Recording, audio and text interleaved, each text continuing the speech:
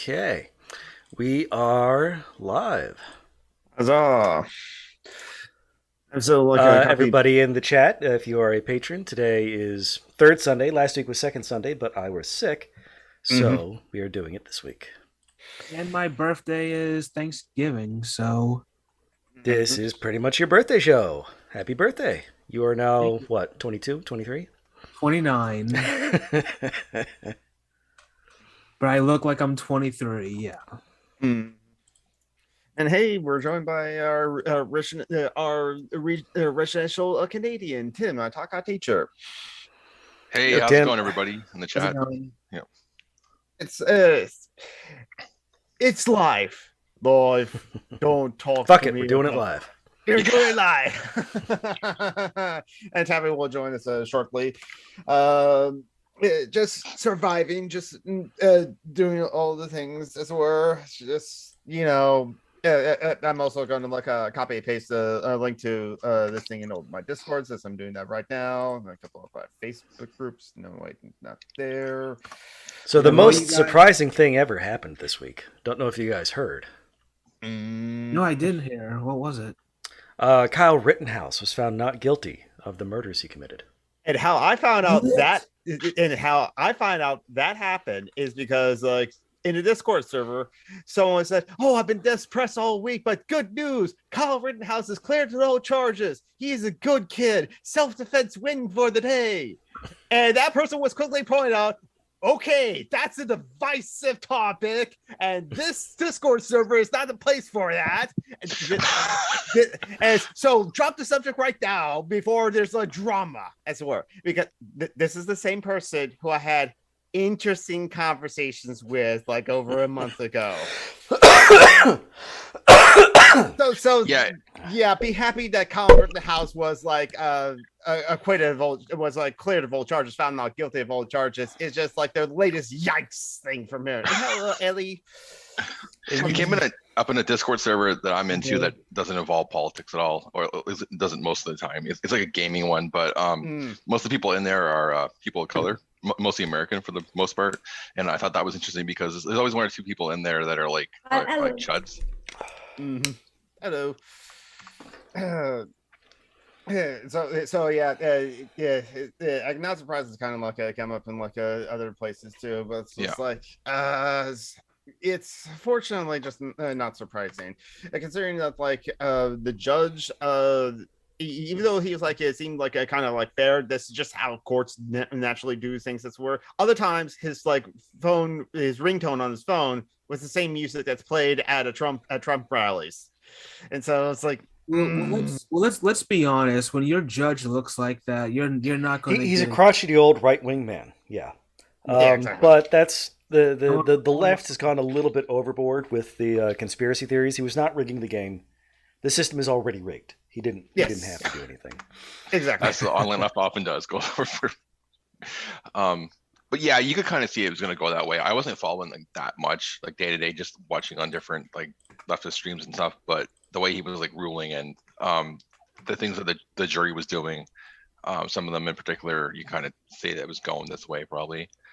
I think the thing that maybe people were shocked about was like the whole interstate, because he took a gun across state lines, even though people still try to say that he didn't. I had people saying that in that Discord I'm in as well in that conversation, but I don't know how they can put him with that when he literally did it, right? He went across state lines with a weapon, right, which is illegal, I thought. Yep. So, but I think that was the misdemeanor gun charge that got dropped. That was a weird one, honestly. But the judge left the gun enhancement stuff in there. So if they had convicted him of the murders he committed, then it would have added like years and years for every conviction. Oh, even though okay. they dropped that misdemeanor charge, but the misdemeanor charge itself would have been like a $200 fine. True, it would have been, yeah. So the main things like that's like an excellent point that was actually like brought up. I'll like stop the copy and paste and link in all the places first, and then just like find the link that like I found because like so someone in Discord server I'm in says that like it's self-defense win the day and believes that Kyle Rittenhouse is a good kid. But I think it's like important to bring up that's like, well, there was another case of like I'll copy and paste this Mother Jones article, and hello David, and hello Groundhog, and hello Tavi. This from like Mother Jones about the case of like Cece Mcdonald, a black trans woman. Now she did plead guilty to doing that because she admitted that she did do it, as it were, but she basically attacked a Nazi that was harassing her with scissors, as it were. But yet she only got like 41 days and months in jail, if I'm correct on that. But still, it's kind of like if self-defense should win the day. What about like a Cece Mcdonald's case? Again, granted, like a pled guilty, and I think the Nazis survived, but like still. I read that like 41 in that state, like the self-defense laws, the way they're written shouldn't support his, type of self-defense. I saw that argument being made in different places. Right. I'm not exactly sure how that works. Yeah. But according to like that state law, it shouldn't he shouldn't be able to make that argument for self-defense in that context.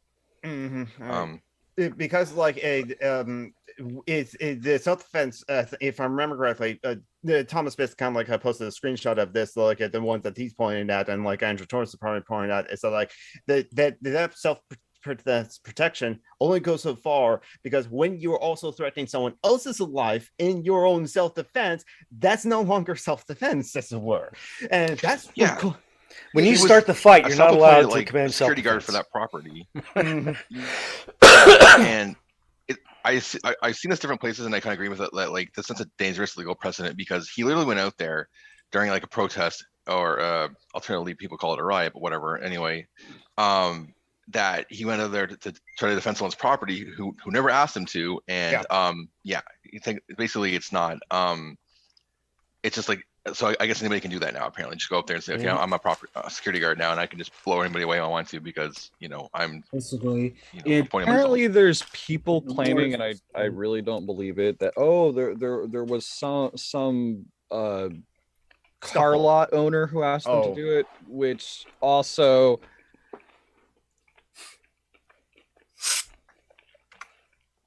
in which case that's incitement to riot.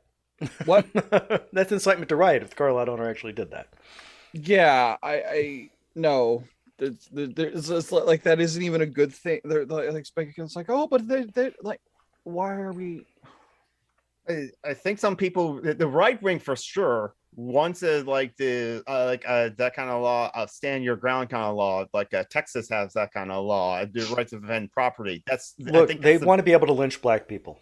And true. That's what they want.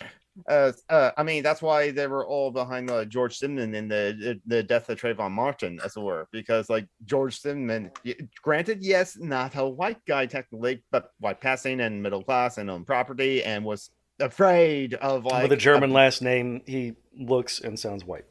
Yeah, exactly. Hey, but he was like, he felt the need to like protect his neighborhood, as it were, which is why he followed Trayvon Martin, and who was just like, he stalked and murdered a 14-year-old boy.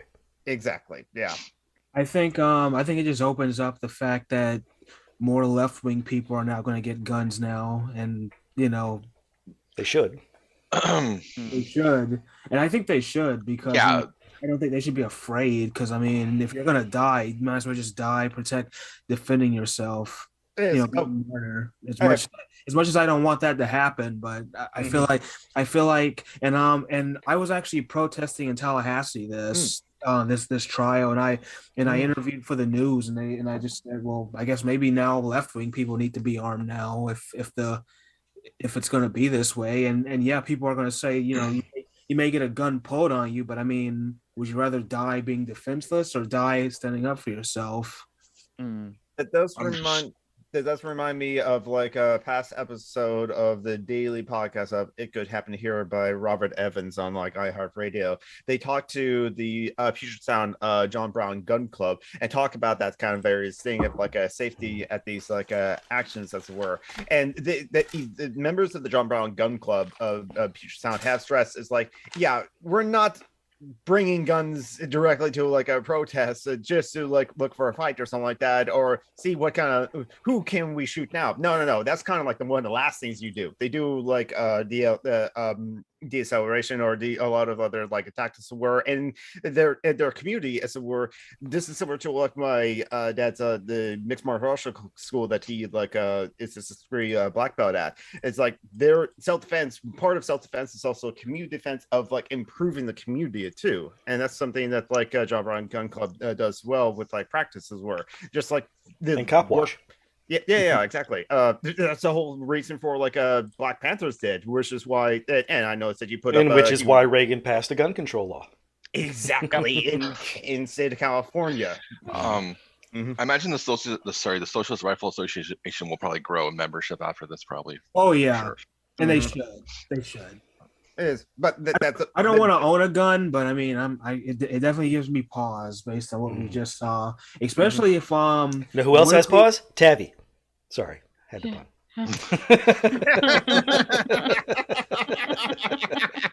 On Brockman.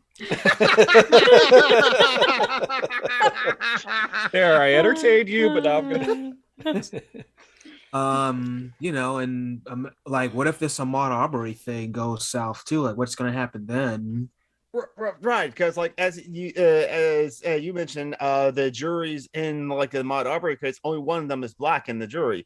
Same thing with the in the Kyle Rittenhouse trial. Even though Kenosha, Wisconsin, I think is a much more like a black neighborhood as well. But out of all the jurors, only one of them is black. The 11 of them are white, as it were. So.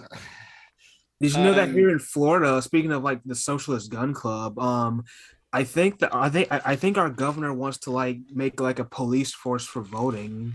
He like floated that idea of like having a police force that would crack down on voting fraud.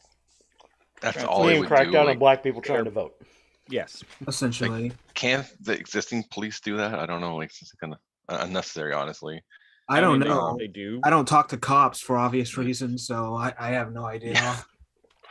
I just mean like from like a logic point of view, or public policy point of view. Like, why would you police forces that focus on one thing only are like really suspicious, or a sus, if you want to use the terminology. But because like there are some countries that have like ones that are in a certain area, like there's transit cops in certain like cities, for example, that kind of folk, but even they have different crimes they go after, but not just one single niche, almost non-existent problem, right? Actually, most people that commit voter fraud are right wing anyway. That's what the studies have found. So hell, voter fraud doesn't even change an election. It's one person doing so fraud is not a thing. It's the parties that you have to look out for. And right now, the only party trying to overthrow democracy is Ron DeSantis's. Yeah.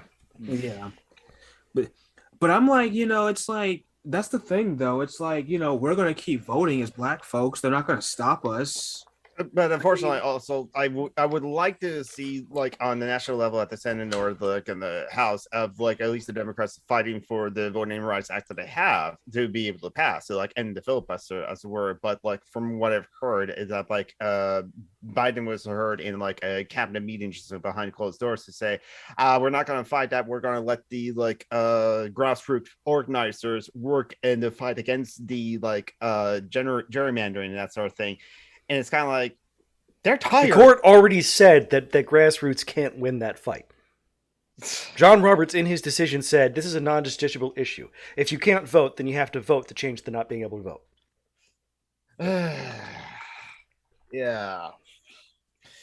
It's the best of the two parties we have right now that can have like national power. Yeah.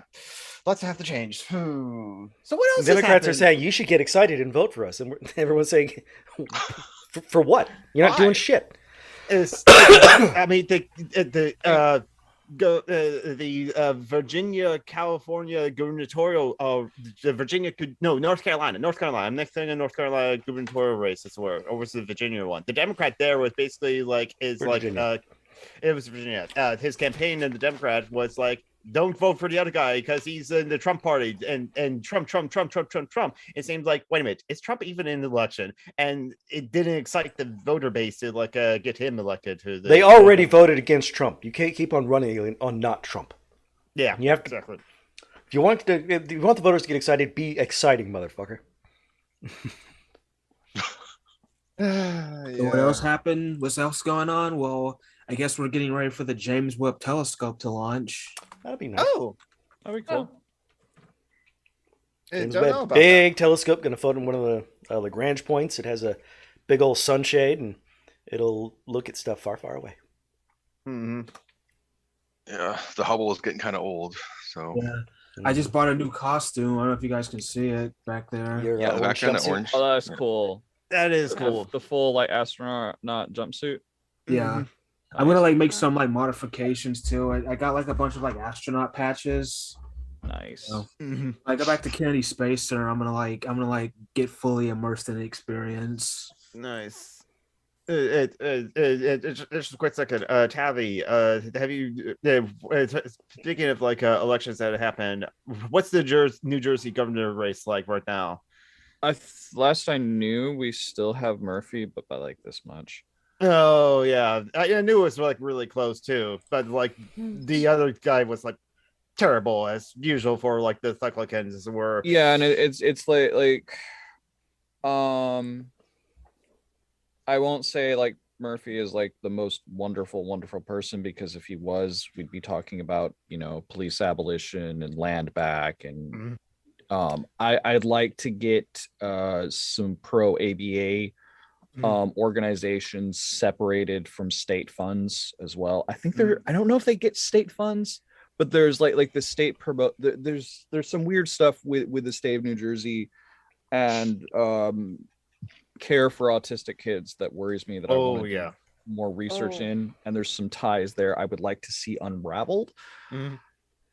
But that of course means replacing them with more radical groups which need building and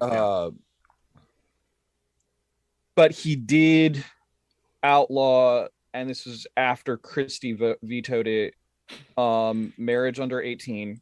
Okay, yeah.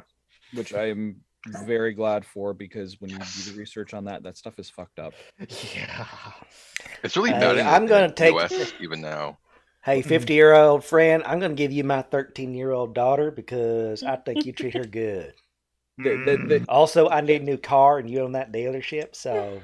It's so weird how they think that's okay, but they think if like a Muslim did that, that's their evil. Ruling.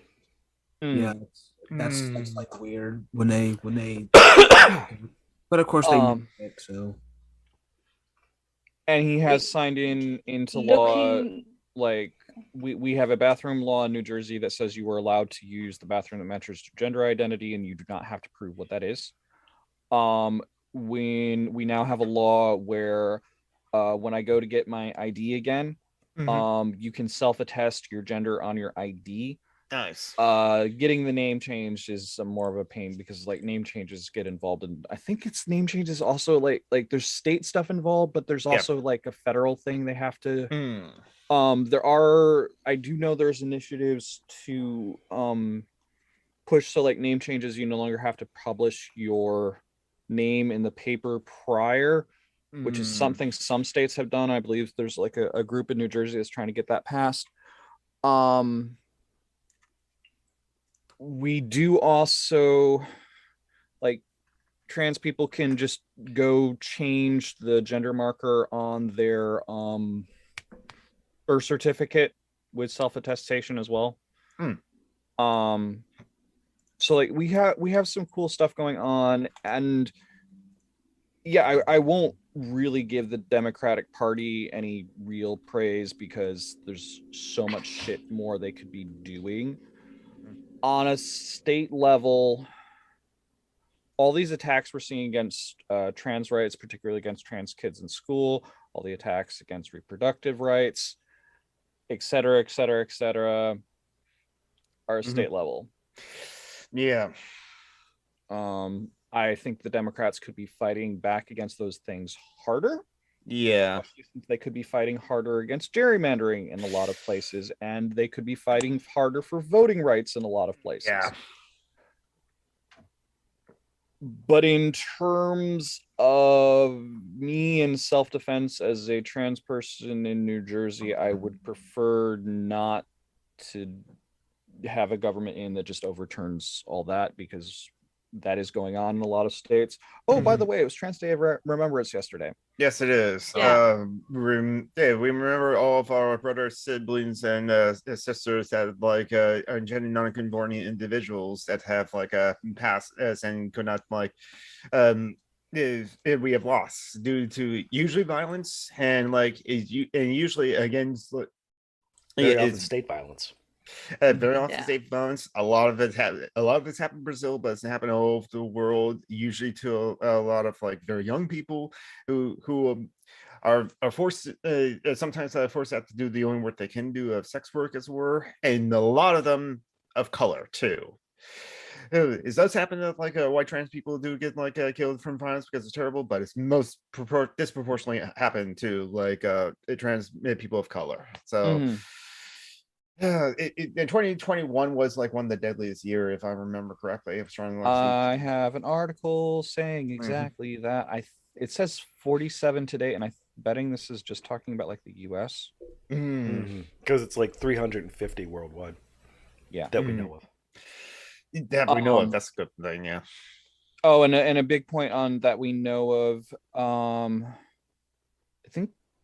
You were working, but you kind of attended this a bit last year, Jonathan, when I was doing a bit better. Yes. And some friends of mine and I believe Paige was a part of that. Yes, Paige, Arson 3, Maya, Comrade Dacia, Sarah Britt, Lynn Wu.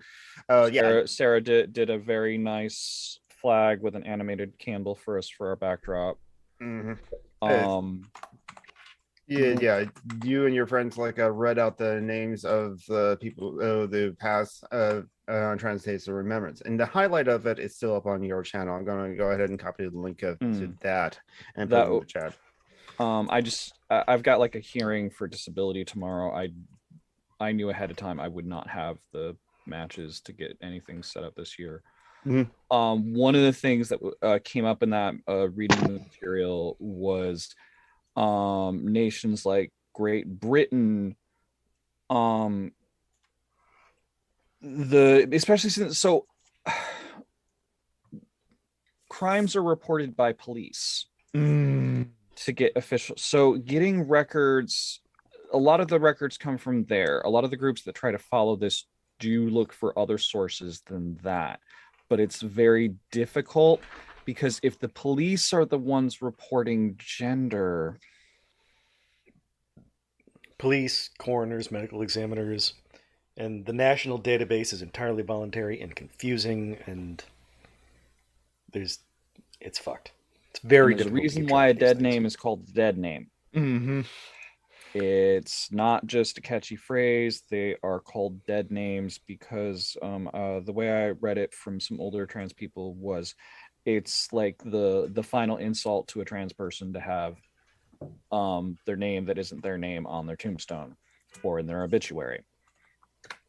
And if it doesn't, like, they don't have any supporting family and there's no one to say, hey, that's not their name, that's what happens.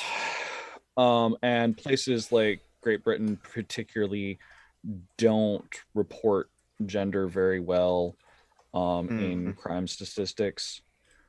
So there's a lot of places where getting actual data is very hard, so the data is always higher. As Jonathan was saying earlier, the data is always that the intersection of being Black and trans, or Indigenous and trans, or Two-Spirit, or Latinx and trans, drastically escalates the likelihood of experiencing violence. White privilege is still white privilege even when you're trans. You may see violence being white and trans, but mostly people just give me dirty looks, and it's mostly just white men. Mm-hmm. But it's that thing, particularly like the people who want to visit violence, particularly, people who hold, often misogyny, white supremacist ideas, stuff like that. They feel more comfortable visiting violence against Black and brown people because they know that they feel encouraged to do that by the people around them. Mm-hmm. And they feel that they will not see consequences for it. And unfortunately, this is true. This is often true. Mm-hmm. And so yeah, it's a very many feel melancholy about the day, but it's a very somber day, as it were. And we are all like still fighting, so we have to keep on fighting. Because a lot of terrible things that happen to like trans people. At least there's organizations that are going to be changing things. I'm going to copy paste link to the article into the chat and be like pretty much reading from it as it were, because the TODEF, the Transgender Legal Defense and Educational Fund, is challenging discrimination laws in Pennsylvania, banning people with felonies from obtaining name changes, as it were. The whole thing is just like, but their felons is like, no, we should not deny them basic human like dignity just because of like a crime that they like did in the past too, as it were. Whether they're like in prisons right now and serving their time for their crimes, as it were, or that it was in their past and they have done those crimes, they did it. I think they should like really be able to like get the same like dignity as like everyone else, as it were, and also should be able to vote. Any felons should be able to vote too, because those two things are just basic rights and dignities that should be extended to all persons, regardless of who they are or what they may or may not have done. Mm-hmm. Kind of like we say like even if somebody is really hecking horrible, don't fucking disrespect their pronouns. Yeah, exactly. Don't disrespect their name. It doesn't matter how. I mean, they could. No matter how you feel about Caitlyn Jenner, you can have to acknowledge, yes, she is an asshole. Yes. Yeah. Blair White is terrible, but Blair White is still a woman. She is still a woman. She's terrible, but she's still a woman. And I forget which comedian it was that wanted to make fun of Caitlyn Jenner by basically saying she had a face like. Okay, I'm not going to complete the thing, but it's like, don't do that shit. No, yeah, there's no need to like. Sure, it wasn't Dave Chappelle. No, it was a late night. James Clennan. It was Rudy Gervais. I think no, it was a more like primetime talk show host, like ABC, CBS talk show host. Jimmy Fallon. It might have been. I think it was Jimmy Kimmel. It would have been it would have been Seth Meyers, because Seth Meyers wouldn't do that. But like Jimmy Kimmel, I can see doing that. Yeah, he was like it was somebody like that. It was a while ago. Okay. Yeah, it was somebody on like one of the more mainstream circuits, as it were, the broadcast television. I would say hey, as it were is Geek's phrase, not yours. What? See, Jimmy Kimmel used to do like it's called The Man Show. I don't know if anybody remembers that or not. Oh no, I remember this. Yeah, him and that other Adam Carolla, yeah, who's a shock jock these days, or a right wing grifter. Oh, he's friends with David Smollett. Surprise. But he says, "But I'm not right wing. I'm liberal." It was Jimmy Kimmel. I just it was Kimmel. I won't repeat the full phrase that he did. It to say like don't make jokes that include an element of misgendering, because fuck you. Yes, exactly. I mean, yes, the woman supports fascists. Just she supports fascists. Fuck that. You don't need anything more insulting than that. Yeah, it's not a license to be an asshole about their appearance, well, bigger too, because like if you say it's okay to like say those kinds of like transphobic things to like a terrible person, then you give like credence to like other people to like, see, it's okay for me to say like transphobic things. You're reinforcing this notion that you can be horrible to certain groups of people that are vulnerable. Yeah. The best thing, kind of like the image that I see of this is like this also can like be with fat phobia and body shaming as a word. You want to make fun of like this terrible person, so you chose to like make fun of them for the fact that doesn't really hit them. Unfortunately, what it does, it'll bounce off of them. They will deflect it, and it will just hit another like a person you were not intending to like hurt, because they also happen to have like their body is what there is. So that's why fat phobia affects more people on the bottom, and trans phobia affects more people on the bottom. Caitlyn Jenner's rich, and she can like shield herself fine from like the rest of the world if she wants to, with like her privilege and white privilege too on top of that. But like when you say something about the way her face looks, that will hurt the other trans people who can't afford those kind of surgeries, as it were, or who their acceptance of their face as well, and they're just like going to keep it as it is too. And we can really get into a lot of like the appearance that trans people are expected to keep up. And also this gets into the fat phobia thing you brought in. Hey, Jonathan, did you see the article I was sharing? I was about to like share that Pink News article about like a trans medical fat phobia. Yes, exactly. Oh yeah. Is heads up, there's kind of a medical. It's like a cart. It's a drawing image. It's like, a drawing. It shows a topless person, with surgical lines. It's not at all explicit. It's kind of meant there as a diagram. I was just like, I sometimes I don't know what is the level to let people know about stuff. So I just let people know. Yeah. Exactly. I like the drawing. I think it expresses the medium pretty well. Exactly. So trans people are used to like fighting for access to gender affirming healthcare, or just healthcare in general, honestly. But for some, fat phobia is yet another barrier. Our friend Phoenix, they have already experienced this as well, because like they cannot get like for their SSDI, they were denied it because like they don't have a prescription for their walker, their mobile assistants, as it were. The whole reason. The only reason they never tried to look, the last time they tried to get like a prescription for their walker, as it were, the doctor said, "Have you tried losing weight?" Oh fuck that shit. Oh, it's horrible, man. Yeah. It's just like it could be that that if you can't walk without a walker, it might affect your body weight just a little bit, and it's this affects their feelings of depression too, because like how can they get exercise when everything hurts? It is. I hate when people say that, and it's just like I've tried, but it's like also fuck you. It doesn't work that way.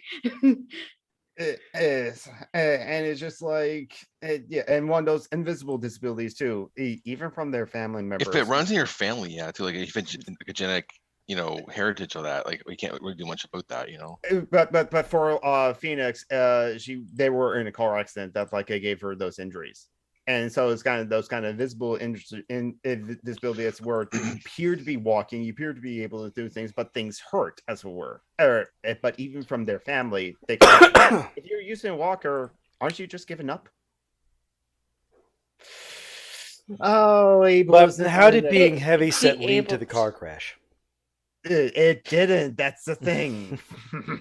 Well, are you sure? Car crashes are usually accidents, right? They're not anybody's fault usually, right? Well, I'm pretty sure that being heavy set leads to car crashes. That's a medical opinion. That's a valid medical opinion. Fuck you, John Brockman. Fuck you, John Brockman. A guy goes to the doctor with a knife in his thigh. Have you tried losing weight? Yep. So back to the article of running the gauntlet of NHS. It's like gender identity clinic. So this is in the UK for hormone replacement therapy, and surgeries have become a trans rite of passage. For one, this especially thought if a person of color or marginalized in other ways, as it were, or again, just like the whole medical industry's history of how they treat people of color, indigenous people too. It's interesting that like the U.S. government, even when it's limited, healthcare programs, government run healthcare, they still run them like they're like HMOs. They still try to deny people care, like it's like they're doing it to Phoenix, right? Yeah. So that's just interesting. I find that they weren't like that basically. Unbelievable, but.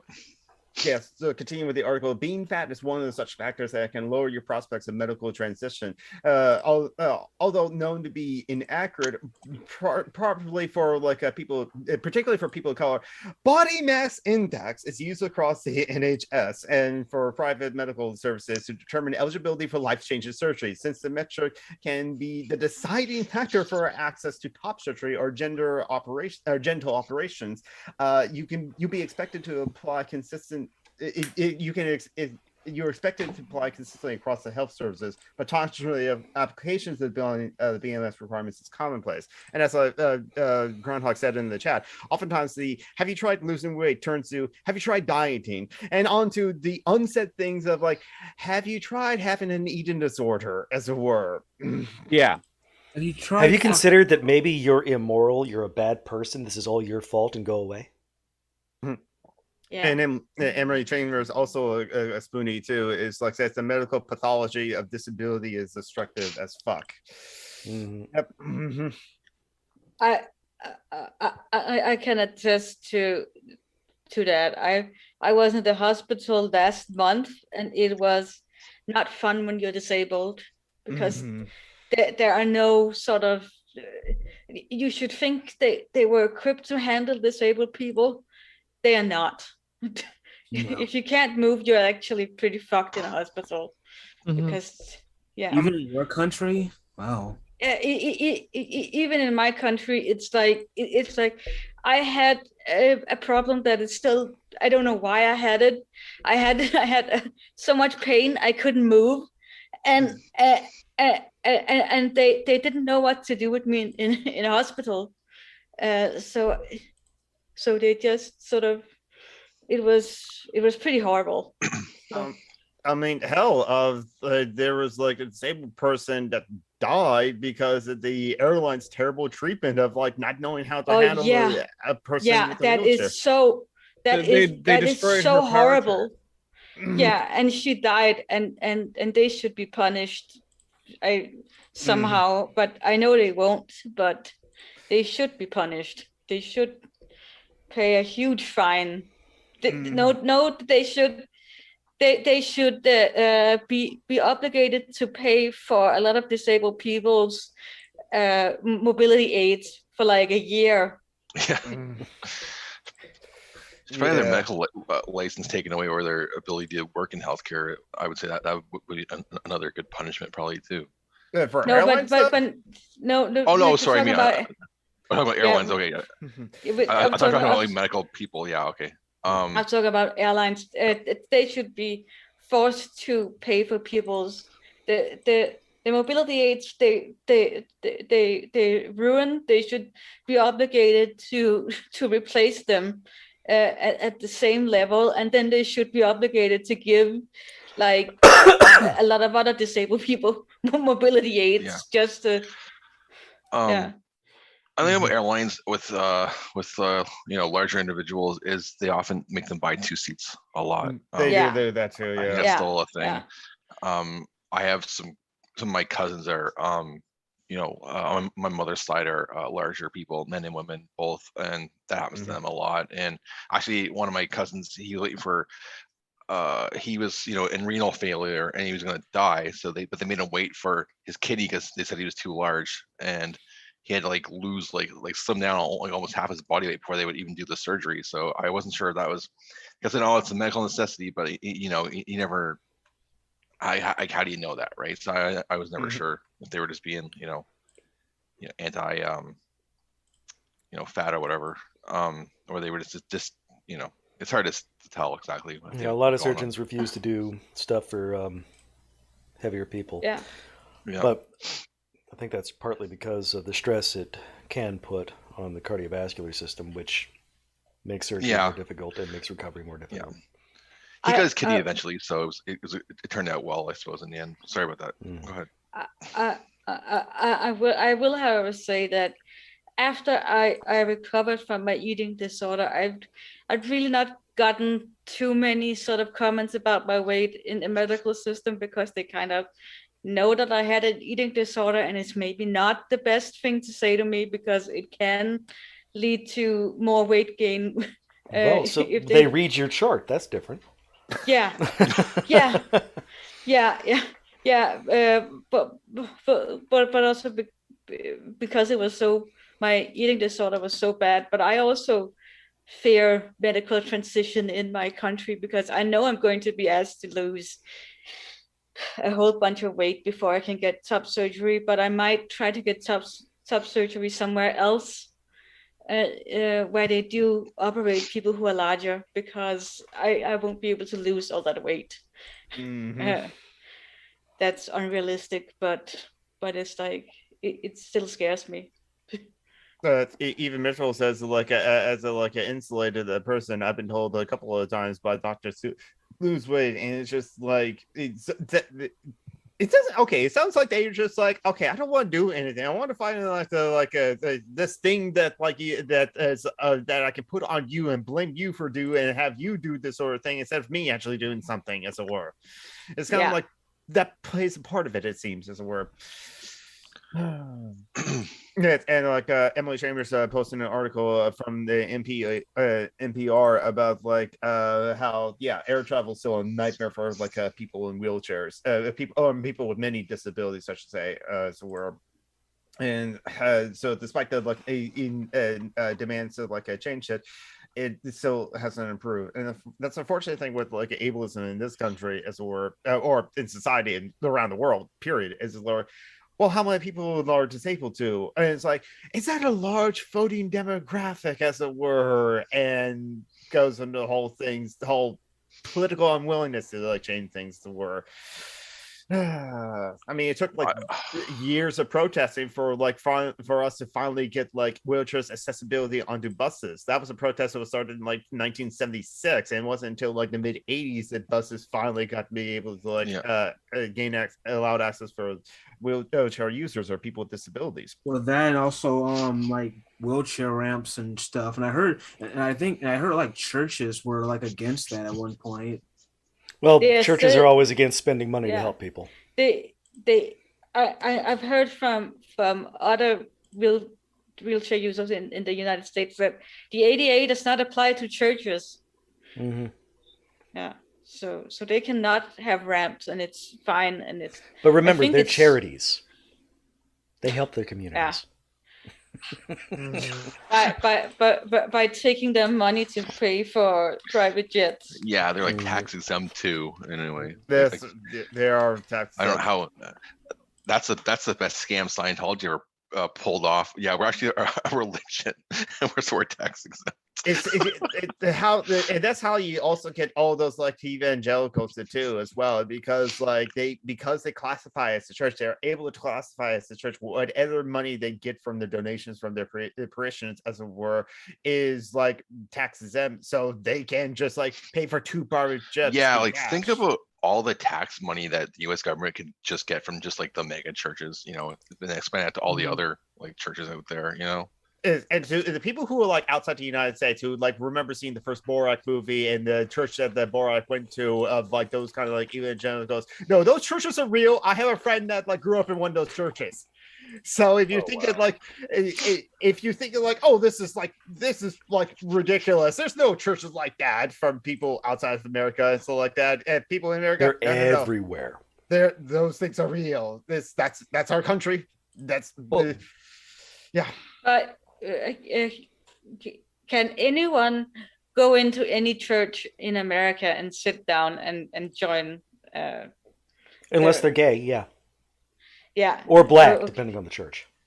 Depending on the church. Mm-hmm. Yeah, because in my country we actually have a state church that's funded by taxes. I don't know if you knew this, but I'm not a member, so I don't have to pay church tax.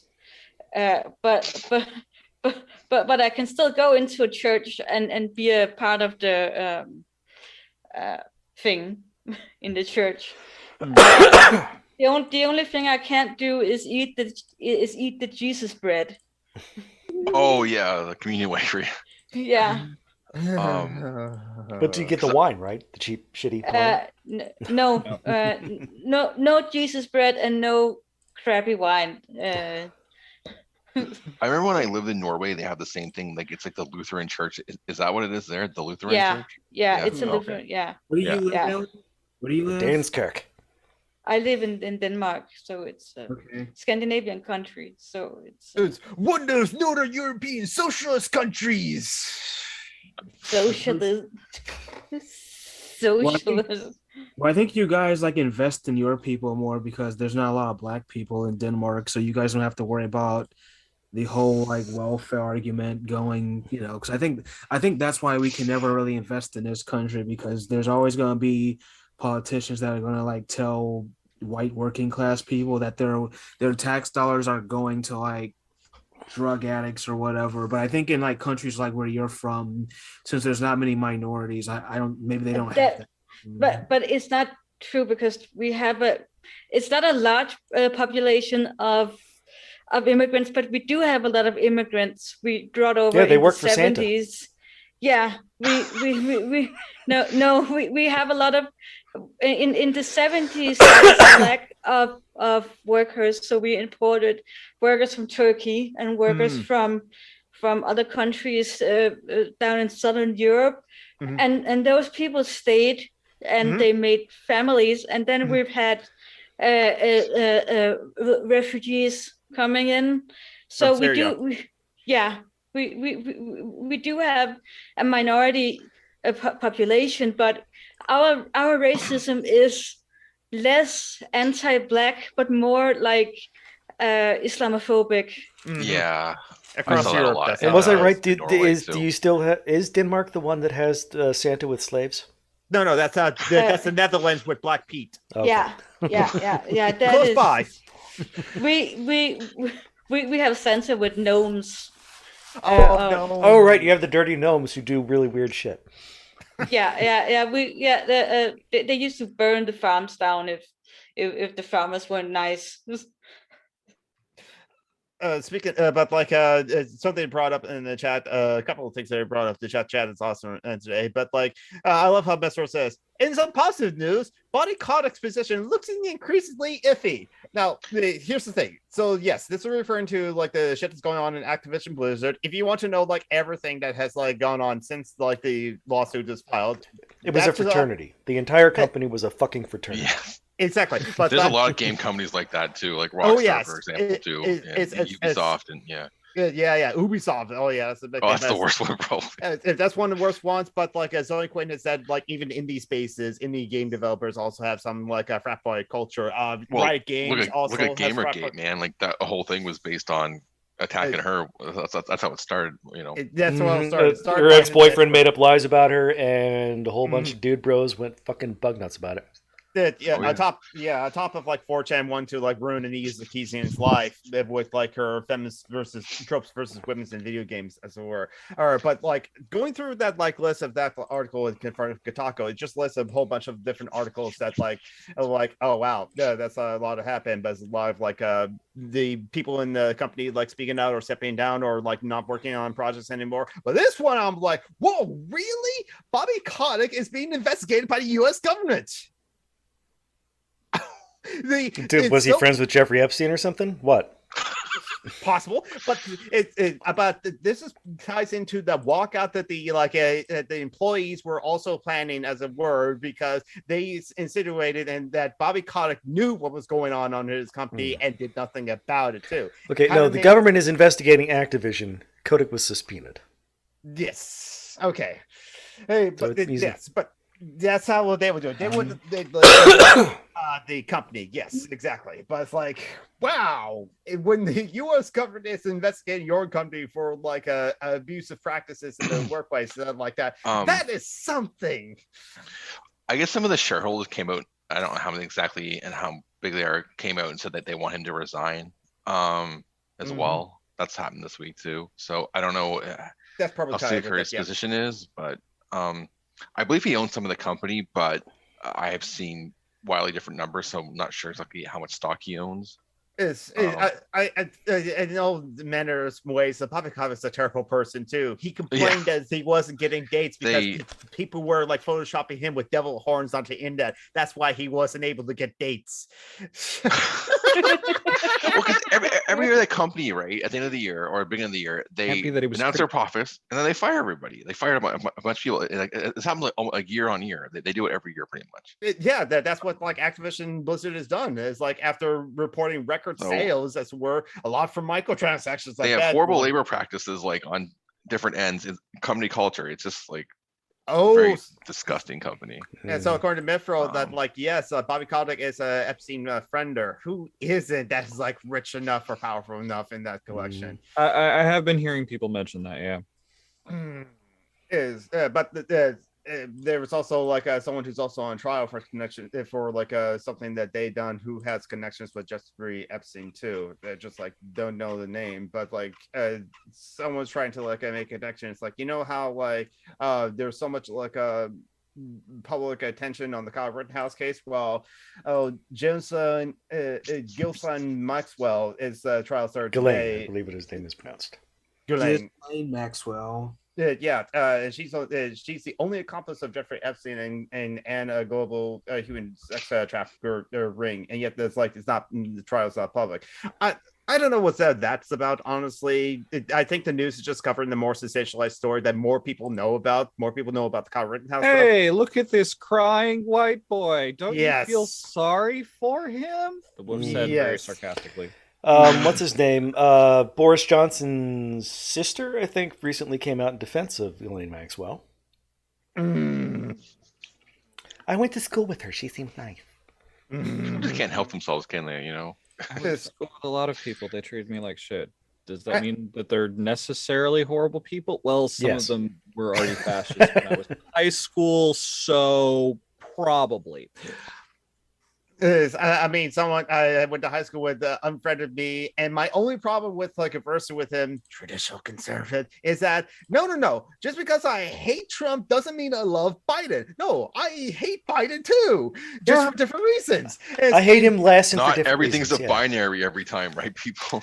And yes, I'm a communist, but that doesn't mean I'm a Stalinist. But I was already unfriended by that point. It's just according to my dad, all communism is Stalinism. It's identical.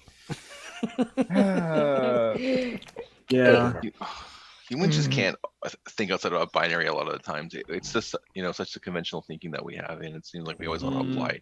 Everything has to be two of everything, and there's nothing outside of that. That's the problem with a lot of things in the world, as I'm sure everybody here knows. But it can't be that there's a lot of horrible people being horrible to each other.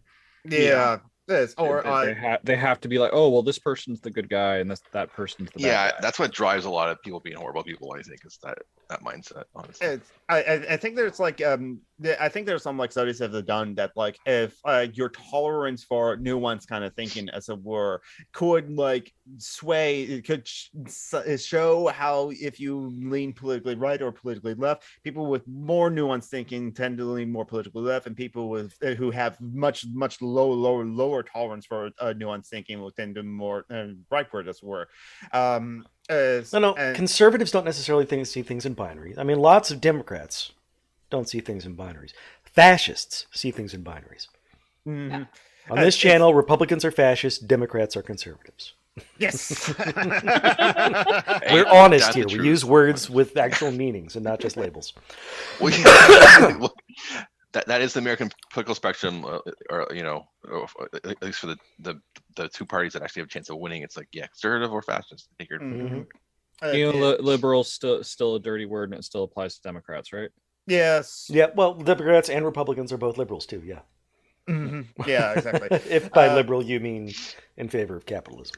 Or liberal as in non-radical too, yeah. It's the more universal, like you use the word liberal, it says the American word for liberal, just like anyone left of Voldemort.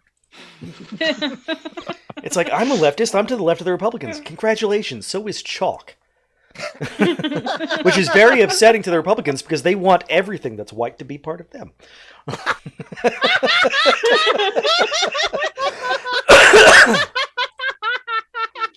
The funny is, some people they weren't even white 50 years ago. If you go by the the changing definition of that term. Italians and Spanish, Irish, and Greeks, and Cubans.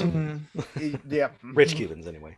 That's some Cubans. Yeah, there's definitely Afro Cubans and like Cubans with more melanin than others. Yeah. But before I leave at 3, I want to show you guys a new thing I got. Okay. Movie I got. Oh. Xenon. What is that? It looks like The 21st century. 12-year-old girls. No, it's a Disney movie. Okay. Oh, I have not seen that movie. I don't know what that is. Put the silly putty down and look this up. Girl of the 21st century. Okay, I was right that they are 12-year-old girls. An inquisitive teenager finds herself involved with suspected dodgy dealing on her space station home and ends up being sent down to Earth. Oh, This fun. looks so 80s. It's actually It does.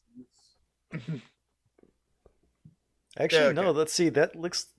what's her name? The black girl looks very Raven familiar. Simone. Early 2000s. Raven. oh, Simone. yeah, Raven-Symoné, yeah. I thought it was That So Raven. So what else is there? And yes, 1999. Another 90s movie. Yep. Of course, that's a main love in 90s movies. We got some fishy fashy prepared. I do gotta love run. Fishy Fashy. So I'll see you guys later. Later. See you later. Bye, Take care, Isaiah. Night, Tabby. Happy birthday. Thank Happy you. birthday. Oh, happy yes. birthday. What is Danish for happy birthday, by the way? Tillykke med fødselsdagen, but don't worry about that. To look the Fifistain. Happy birthday, Isaiah. Graduate Happy term, birthday. Bye, guys. Dagen in Norwegian, I believe that's what we used to say anyway. Yeah. It's like the Germans used to say like a good luck for you, so like good luck plus feel good, or Yeah.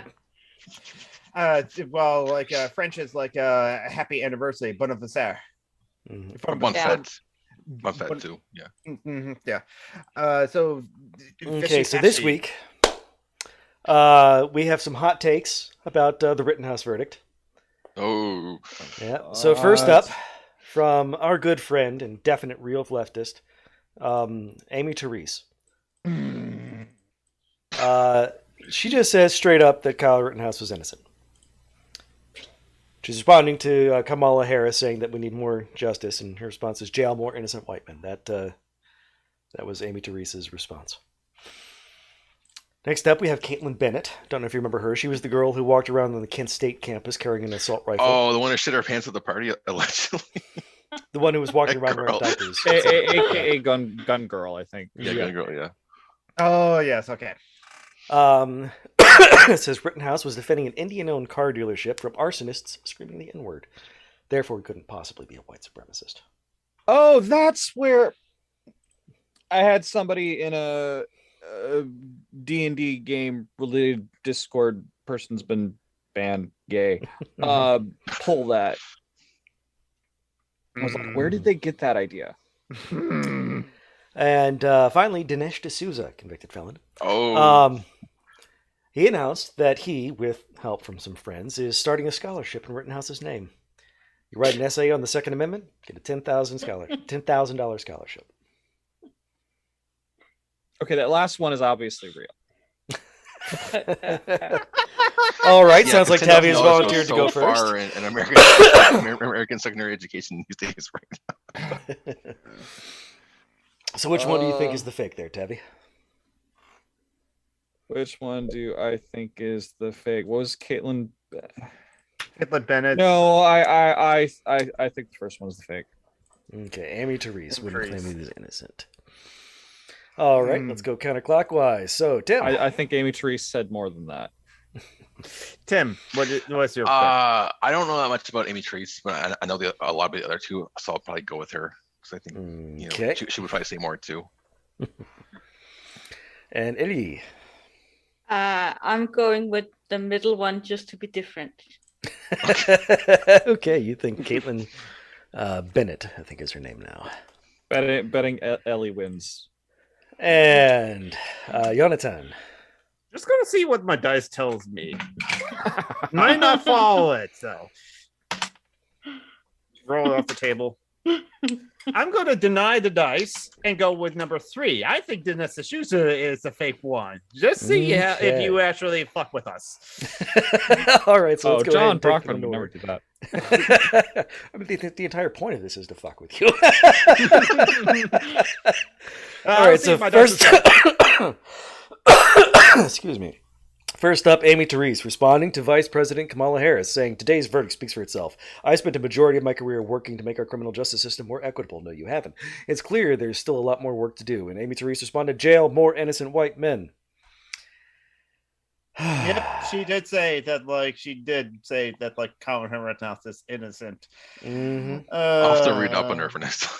Amy Therese is like this really weird Marxist, Leninist, Stalinist. I have no fucking clue what she's doing most of the time. She's fucking wild. Kind of like a Colin Moffat, as it were, that Marxist that doesn't understand Marx, that always wears a suit and criticizes Thoughts Line for having a slime graphic in his the background of his videos. What? That happened. No, that happened.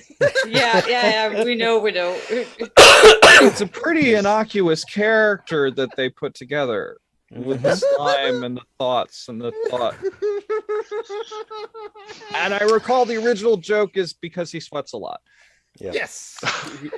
And next up, Diaper Barbie. Caitlyn Bennett.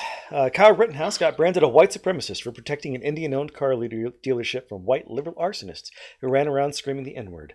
Let that sink in. Oh, so Oh, Didn't she? Oh, so that's what she said. Yeah. Which explains to me where someone else got that story. So I It's know just how just floating around the right wing that he was helping a brown person, therefore couldn't possibly be racist.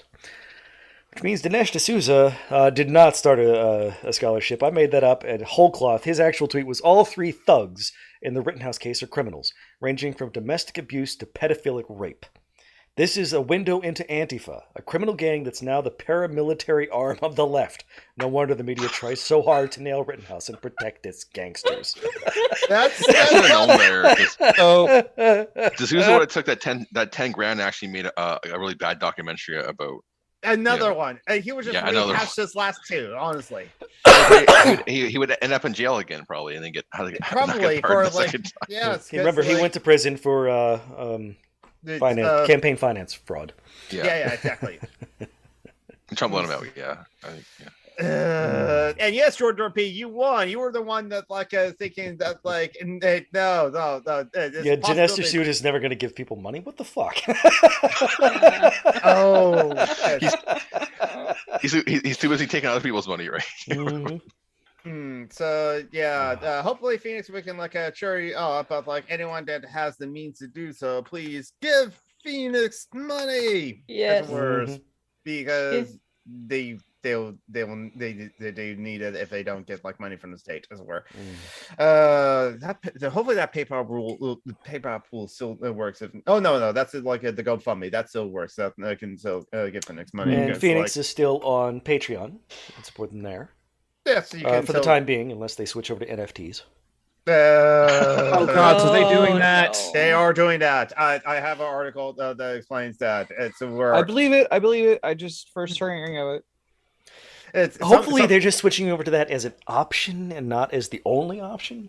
the future, Patreon has tested waters on the ideas of allowing creators to mint social tokens, NFTs, on this platform. Patreon is moving cautiously before diving into the blockchain craze. So the company may need to pick up the pace if it doesn't want to see creators jump ship to platforms like Twitter, which are encroaching on Patreon's creator subscription business. Oh yeah, Twitter has its own thing of a tip jar for tweeters, as it were. But the Twitter is seeing that as a way for them to get a cut of what they're doing too. So it's if Patreon does that, then our NFT will be nothing but dick pics.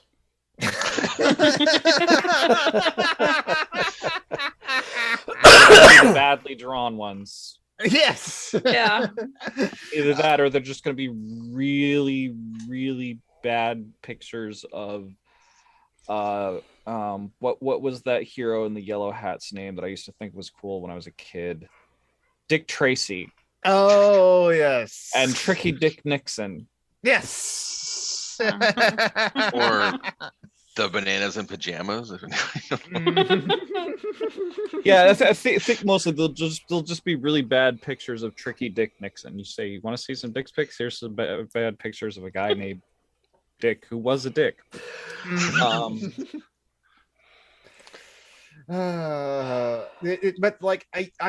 the thing is, dick pics are adorable. Yeah. Dick pics. That's right. Dick pics are Tiny wonderful. little deer. Little The smallest ungulate. kind of animal. Yes, exactly. They're adorable.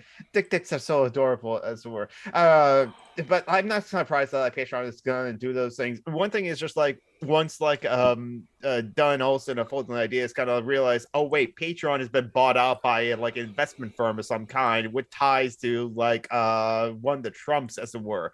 They're thinking it's just okay, I'm betting in 5 years from now is Patreon is going to have to we need to tighten our belts, as it were, because this research on remember when crack.com had to at the beginning of 2019 or 2018, as it were, fired a whole bunch of their writers, as it were. I think it was 2017 or no, 2018.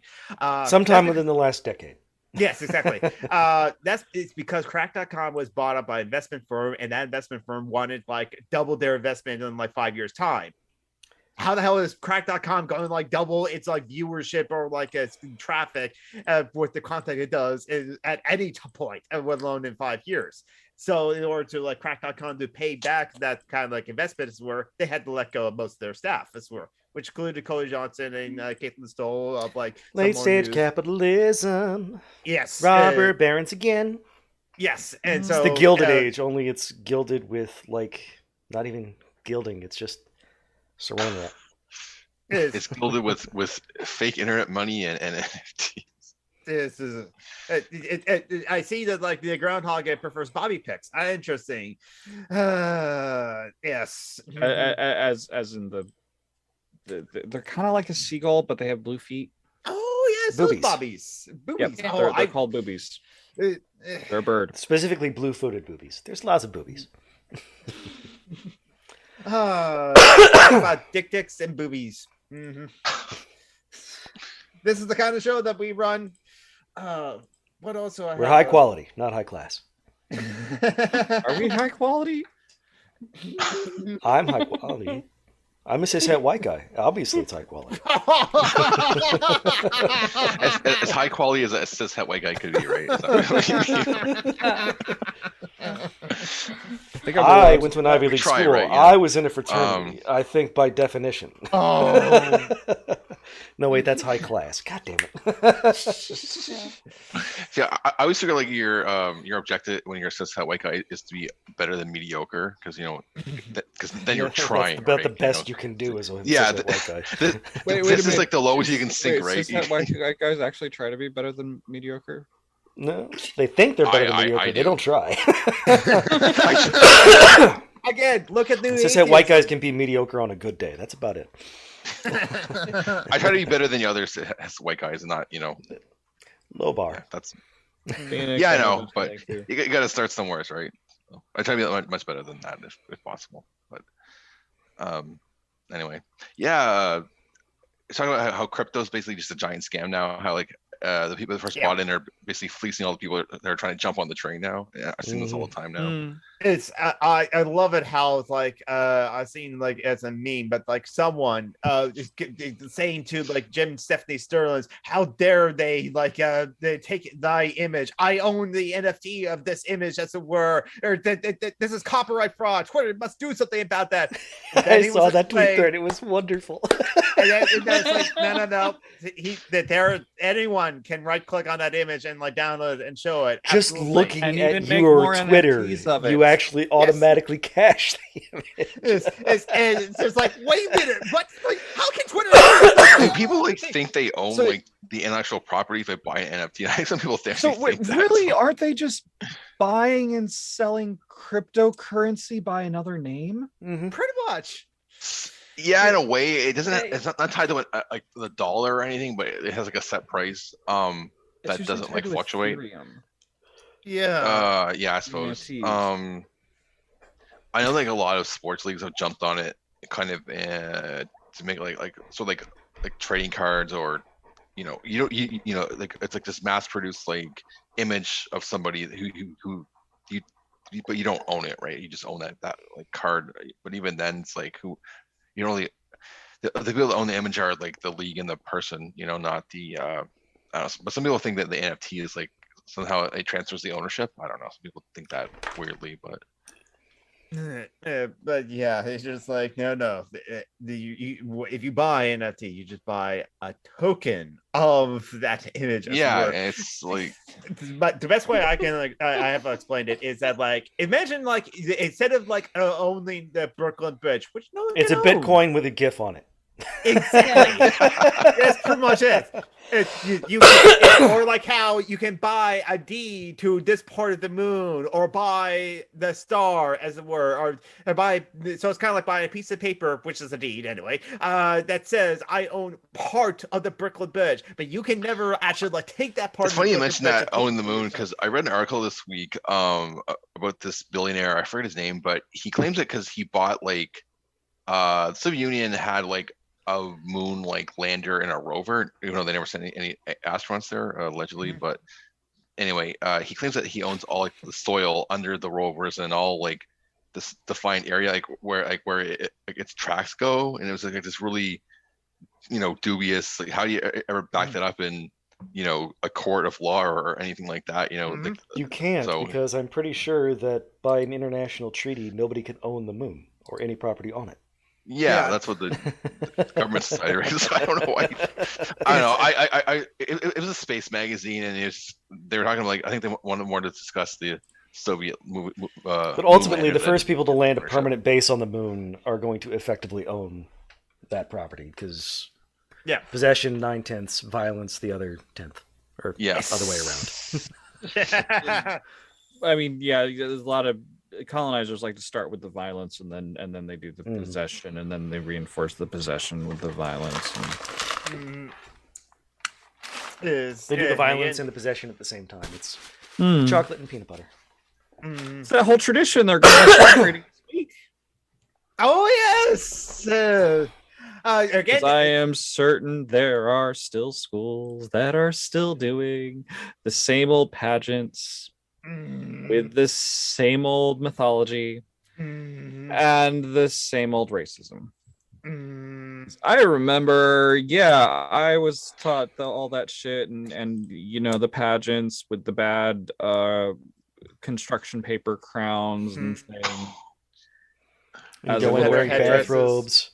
Yeah, and now that I've grown up enough to get the fuck away from my parents and get away from school, the high school that taught me a lot of bullshit, and do my own studying, I'm like, yeah, that was all really racist shit that they teach little kids to do. Yes, exactly. Or one math teacher does it every year to teach them some kind of like math formula and do the whole headdress thing and have like the tomahawks and do the whole shop sort of thing. Been doing it for years. It wasn't until like a Native American student. The whole Atlanta Braves the Washington Redskins, baseball the team, Indians. the Chiefs and the NFL too. It's like I think the Chiefs are still named Chiefs right now in Kansas City. Yeah, but they like are. the Washington Football Club did finally have to change their name as like was a slur or before, and now we got the Cleveland Spiders instead of like what was before. There was a team in the CFL, the Canadian Football League. It was called the Edmonton Eskimos, which they were forced to change their name to the Elks, is what they call themselves now. The Elks makes much more fitting. Yeah, much better. Yes, definitely.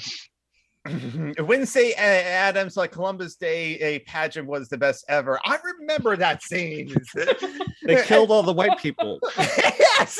Oh, also there's the Chicago Blackhawks, and their logo is really racist as all get out. I don't know why that hasn't been changed, but it's hockey. The majority white people in hockey, I'm guessing. Yeah, the Canadians and Russians.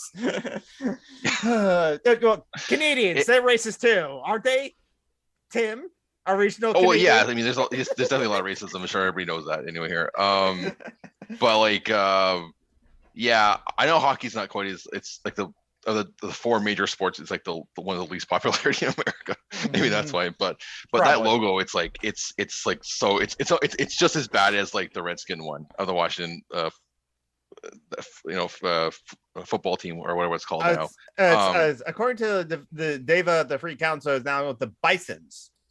The Bisons, okay, but that Blackhawk logo is like it's really bad. It's like literally the face of a Native American with the head feathers on the back. Yep. And like, yeah, I don't know why people are. I think there's probably people trying to change it, but I don't think it gets enough attention. Maybe because the name is not. Yeah. But that one should be definitely changed. Hey, Phoenix, isn't? I mean, not quite as bad Actually, no, there's no ranking it. Why am I even trying? Road to El Dorado, isn't that a Disney thing too? And that does a lot. That was DreamWorks that did that. But the Joanne Roberts, who is like as I said before, Mexican on her mother's side, absolutely hates that movie. Yeah. So yeah, it's like the '90s were like the really racist, like animated, anti-indigenous people decade for movies like Pocahontas and also Disney has some stuff that is now kind of banned. How the Emperor Got His Groove Back, I think, is another one. No, I was something saying of the South, Song of the South. Yeah, Nazi propaganda. I mean, they've got a lot of really squiffy stuff locked away in the vault. Really bad for like a lot of animated movies that are. Yeah. They did some really racist caricatures of black people back in the day. Oh yeah, the crows in Dumbo, literally. But the Jim Crows. I would just lump that in with Pocahontas because racist caricature crap. Or even in like Hunchback of Notre Dame, the Woman of Condor and Esmeralda, Romanian. They always sexualize these like women of color in their movies. Yeah, they do. Yeah. They're not Romanians, they're Roma. It's Roma. Different. Yeah. Yeah, Roma. Yeah. Okay, thank you. Yeah. One of the most probably abused people in European currently right now. I used to have a my ex partner, not my wife currently, but a Slovakian woman I used to date. She's a human rights lawyer and she works for the European Union and she kind of deals with their cases in various countries. So she kind of told me how bad it was when, back 10 years ago, but even now it's still kind of bad. So for them across Europe. What was else is going on? What else is happening in the news? Oh, Chile is having a election, presidential election soon. I'm gonna post. Did they get a new constitution? They did get a new constitution a while ago, last year or something like that. They finally got rid of the constitution that was like written up like Pinochet's love, like great. Yeah. So that's right. Aladdin was also like a not a great one too, because like it is the Middle East of some kind, as it were, where if you steal, your hand will get chopped off. I think it's supposed to be Iraq. Yes, because Agrabah is supposed to be Baghdad, which is I don't know. That's why was read different places, but probably. But I listened to an old like a season of bitch of like episodes where they talk to like people from like Iraq or for, like Iran and stuff like that. And when you're American and they're Persian or like Arabic and watching that kind of movie where it's like your people would cut off people for stealing like bread, as it were, it kind of like does something to you. We just enslaved them. We're decent. Yeah, but that goes into the whole thing. Yeah, Disney is full of a lot of fucking racism. Yes, I still love the movie Hunchback Notre Dame, despite its like a tonal inconsistency in a lot of places. But yeah, as Seniors Keaton has often said, it is both the possible, often necessary, to simultaneously enjoy media while being critical of its pernicious aspects of horror. Be critical of the media you love. What I will say for the Hunchback of Notre Dame, it's more coherent than the Hercules movie from the similar time, because that's a hot mess. We're pro-capitalism, anti-capitalism, and somehow it's ancient Greece. And then a woman dies for no reason. That makes any sense. Yeah. Like Lindsay Ellis did a good video about it, like about how. I think that's the only reason I know anything about that movie. Hercules movie. Yeah. Yeah. I never watched it myself. I knew about it as a kid because like I was probably like 10 or 12 when it came out, something like that. But I think the last Disney movie the 2D anime Disney. What was the last? I have not seen Princess and the Frog too either. There was a lot of ones I haven't seen. I've seen some. Oh, you stopped watching when they started getting people of color? God, you're so racist.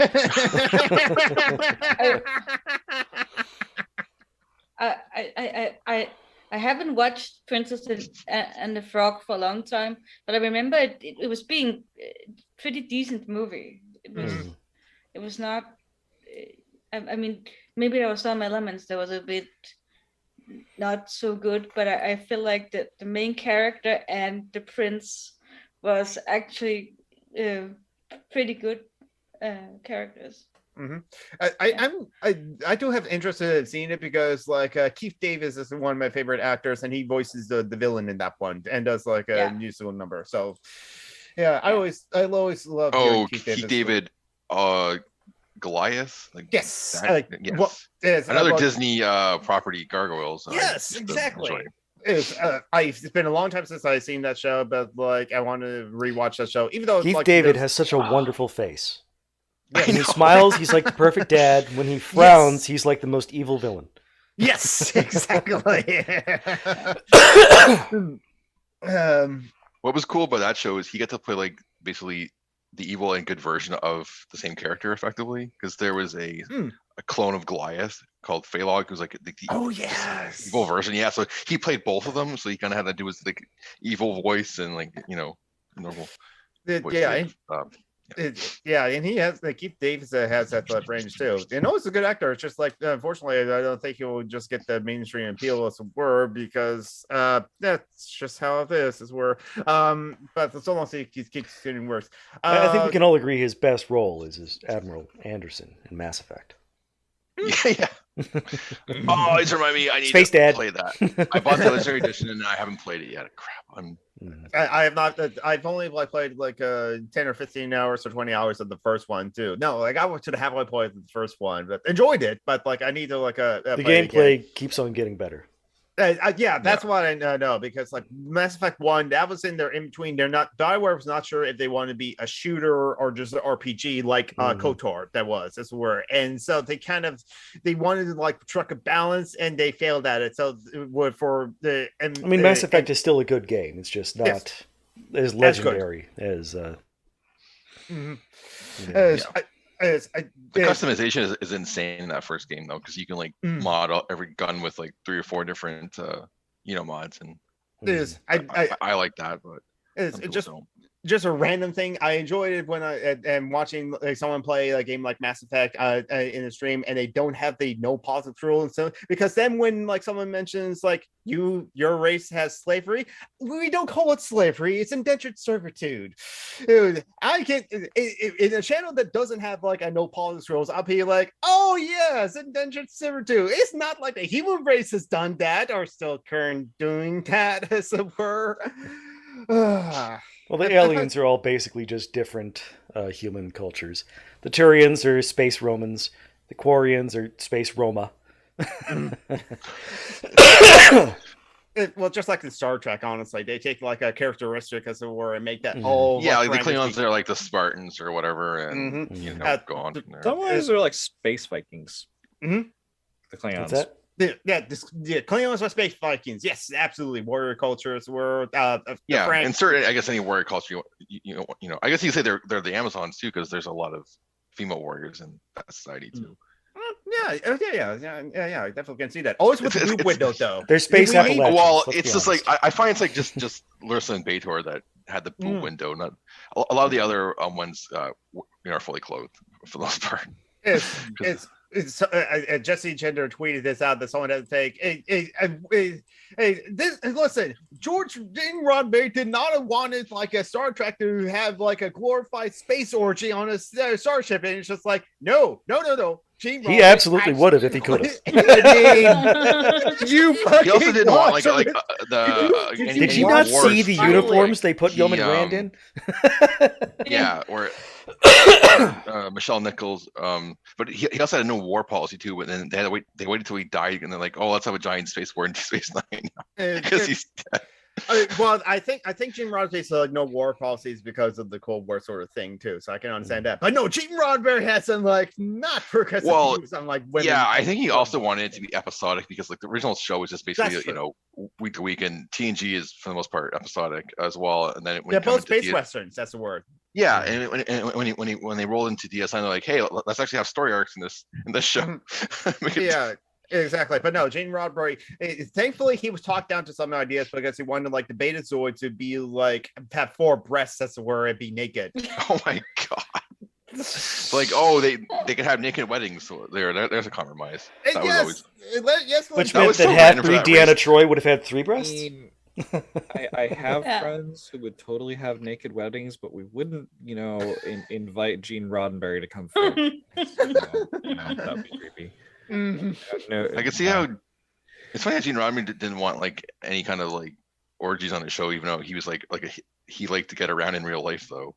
That's for sure. I imagine so. He was constantly butting up against the limits of what he could do. There's absolutely no way he would not have approved of orgies on Star Trek. Okay, just in terms of Gene Roddenberry orgies in Star Trek, the menagerie. The plot, the pilot episode. That's right, yeah. With the Orion girls. Mm-hmm. Dude was horny, okay? Here. He was thirsty on Maine. Yes, he was. Because at one point he was married and then having a relationship with Michelle Nichols and Michelle Bartlett, who's later Michelle Roddenberry, who was like walks on Troy in the computer voice and a lot of other things. Right. Yeah. All at the same time. Like, it was like, and then Michelle Nichols said, "Yeah, I don't want to be a part of this anymore," because I guess of the 3 of them, he loved Michelle the most. I guess is what they've come to conclusion of. Yeah. That's interesting, but it's just like, hey, but yeah, I'm not surprised that like Gene Roddenberry would have that kind of like a lifestyle off the screen, as it were, where he would want to like do that sort of thing. 60s, that's where, or swinger culture later. It was 60s sci-fi. They were all like that. Yeah, exactly. It's sci-fi is often Pulp Fiction anyway, as a word. Just like all the usual tropes of like the strapping man, burly man with the ray guns pew-pewing at the evil aliens and rescuing the damsel. I wonder if Ray Bradbury was the same way then, because they're both sci-fi guys with the name with Barry at their names. So. I know Asimov and Heinlein were. I mean. I kind of like I gotta read some of the classic sci-fi. I just gotta read more, period, as it were. I think Ray Bradbury is up there too, as it were. I used to watch extra credits, and when they did extra credits like a sci-fi, as it were, it kind of like I got interested in some of the stuff they were talking about too, as it were. But then again, it's like I'm sure like and I agree, Phoenix. In TNG, Riker was totally a thought. Absolutely. Oh my God, was he ever, man? That guy. I feel like he was like You like know, when he got split James into different Kirk. versions of himself, they totally hooked up. Like, I think they wanted I'm convinced that Roddenberry wanted a character like Kirk to be on that show, but they said, let's put them up and have the captain be like the philosophical version of Kirk, and then we'll have the man whore as the first officer. I think that was I remember hearing that like Riker and Picard was the split personalities or split kind of like character types of like a Kirk and Thor, and like with like Data and Worf, that was a split of like Spock, because Spock is like the human observer from an alien perspective of Vulcan and a logical perspective, so Data being the logical perspective on human behavior, while Worf being the alien perspective on human behavior. That's kind of like the intent of Worf. Also, Worf got the warrior thing. Yeah, Worf. Yeah. We also got the warrior thing too. And you know, Riker, with him being a thought, it got to the point where it was actually a plot point in an episode where he was accused of forcing himself on a woman and killing her husband as well. But that was actually the plot of one episode at one point. Yeah. He didn't do it, but yeah. I think he did. Maybe He's a white guy. The system was totally rigged in his favor. It's true. Injustice Heretic said, wealthy, famous white dudes are thirsty across the board. Some are just more obvious about it. The stainless steel rat? That was Asimov, right? I think so. I would not know. I don't remember anything about it. Mm-hmm. It takes you to go fuck yourself to the whole level. I wasn't been meaning to like actually talk about the Chilean like presidential election, so I'm gonna copy and paste the like link from the Guardian. Oh, that's Harry Harrison. And again, so yeah, basically, Chile's going to come up to like an election. Right now, they got like they got a progressive like former student leader, Gabriel Bloch, 35, and the far right candidate, Antonio Gas, as it were. A staunch Catholic who opposes abortion and rails against like gay lobby, as were, and a proud supporter of the Pinochet dictatorship. No matter how terrible people are, well, when they're on your side, you're just going to like be like a teamster or like a roadie for like that person, as it were. So hopefully, Chile will like be able to like win and at least get like a not fascist in their office, as it were, over there. Because yeah, in the last couple of years, remember there was like the protest that happened like in 2019, as it were, that was sparked by like the increased fares, the increased prices for metro fares, as it were. So people were jumping over the metro lines to just like ride for free to something like that, because the increased fares of metro was just like the tip of the iceberg of a whole lot of like, well, neoliberalism and austerity from like since 1973, as it were, and like the working class and not getting stagnant wages, blah blah blah, all that sort of thing. So that sparked all the protests, which then led to them getting a new constitution. I think the Communist Party. No, wait, that was somewhere else. I'm trying to remember. I think a Communist Party has like run elections also somewhere, but that might be another South American country I'm thinking of. But hopefully Chile can like do well in this elections, as it were, and hopefully the U.S. won't fuck with them too much. The U.S. I really hope they leave them alone. I hope so too. I hope so, but I would put a lot of money on the U.S. fucking with it to get there. They'll try, no doubt. Mm-hmm. I'm being horrible, and I'm looking at this and going, "Oh, hey, he's a staunch Catholic." Yeah, there's so many connections between various branch. Like there was stuff I was reading about a possible split off with the Catholic Church lately, where it's like we have the really horrible conservative part, and then we have the outright fascist part. Well, there's always like, and then mixed in with both of those is the pedophile part. Yeah, I mean, that's both of them. Yeah, that's both of them. Yeah, but yeah, fascism and Catholicism kind of goes hand in hand a lot. The Catholic Church helped the Nazis, right? For example. Rat Go lines. further back, and the Catholic Church is behind most of the colonialism going on in, the Western Hemisphere. Yeah, they divided the South America for the Portuguese and the Spanish as well, and enabled that destruction of like 25 million, or perhaps even more than that. There's people just in South America, I believe. Yeah, it's something like, again, like in Bolivia, when like Evo Morales was like ousted in 2019 out of a coup, the like intern president Anya, as it were, walked to the presidential house with a giant Bible, saying that like we are now ousting the devil worshipping religions, and then we're going to take that Native American flag and rip it in half. Yes, again, the devil worshipping religions is all the indigenous people's religions, as it were, who love Evo Morales because he's indigenous, and the Moss Party, the socialist party that Evo Morales is a part of, and that's a sizable portion of the significant portion of the population too, as it were. I think honestly, and cats. Ellie has a cat. Yeah, I have my cat. There's a kitty cat behind John Brockman. Yeah.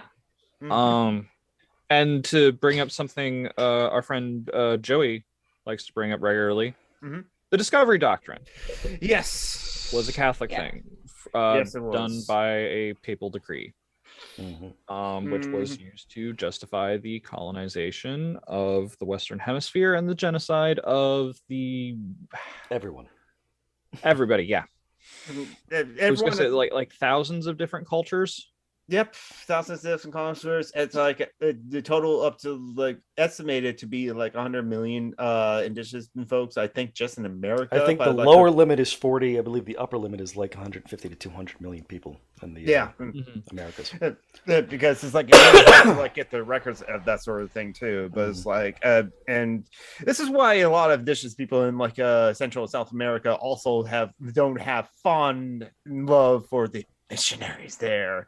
I mean, don't forget the deliberate destruction of documents when the Spanish discovered them. Yes, exactly. There's no two ways about it. The missionaries are there to tell people that it's not just it is, hey, we want you to give up your beliefs and practices and replace them with our own. It's also, we want you to assimilate into whiteness. Yep. That's straight up what it is. We're going to kill your men and take your women. Just saying. Yeah. Or we'll just take your children and tell them how to be white forcibly. We're going to put them in schools, and then we're just not going to take care of them at all. Or even in Australia too, the stolen generation, and that's not even included the Black War that happened in Australia too. So yeah, I'm just looking at this whole thing in Chile with, oh hey, this guy's a staunch Catholic and he's a fascist, and I'm sadly just not surprised to see those two things run together. Speaking of like how we mentioned earlier about conservatives and fascists, fascists more or less loves the binary of certain things. Ian Daisuke of In Your Studios brought this up in his alt-right playbook of I Hate Mondays, as it were, because they absolutely believe the binary of either things happen or they don't, and if things happen, bad things happen, then it's inevitable, as we're in human nature is immutable. So they hate you. They hate it when so they believe there's nothing that can be done about it, but also they believe that you believe that nothing can be done about it. So they resent you for bringing up but we can do something about the bad things, like gun rights reform, or all these other things, or legalized abortions. And so and at the end of that video, because he kind of points it out that the reason why the fascists or the far right and the conservatives have this I Hate Monday sort of thing, as it were, is because the bad things happen, and so you have to be a pious good person in order to be able not to do the bad things, because it will happen, as it were, or not have the bad things happen to you, as it were. And he noticed how that's how fascism is so seems so attractive to the religious, as it were, even though it's like not everyone that's like a fascist. It's a bunch of Catholics. There's quite the trail of mix. There is some Protestants, as it were, like people of KKK, some pagans, but like I think Tiff, you can like tell me if like how they're wrong about their like ideology and who to believe in, as it were. Like the ones that are full fascist get kicked out. There are spaces where like myself and other people, like if we're in those spaces, and mostly like so anyone who's a pagan who's anti-racist and is anti-fascist will tend to stick to, because there aren't like hard fast groups. Yeah, exactly. So if you don't agree with a group, you don't hang out with it. There's also there's no impetus to stay with a group. So it's very easy to be like, fuck it, I'm just going to do my own thing. So exactly. like some of the people that I used to associate with, and then I'm just done with because of internal drama. And well, some of the internal drama was like poor shaming shit. I was not happy about that. That's part. There's a lot of other just stuff that was like internal interpersonal drama that they were not handling well. A lot of power dynamic stuff they weren't handling well.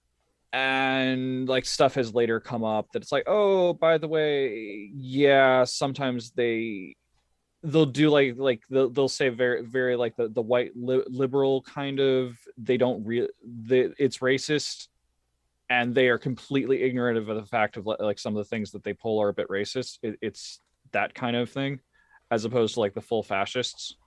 Yeah. But it's still really kind of bad, and yeah, I stick to associating with people who will speak up to that kind of shit.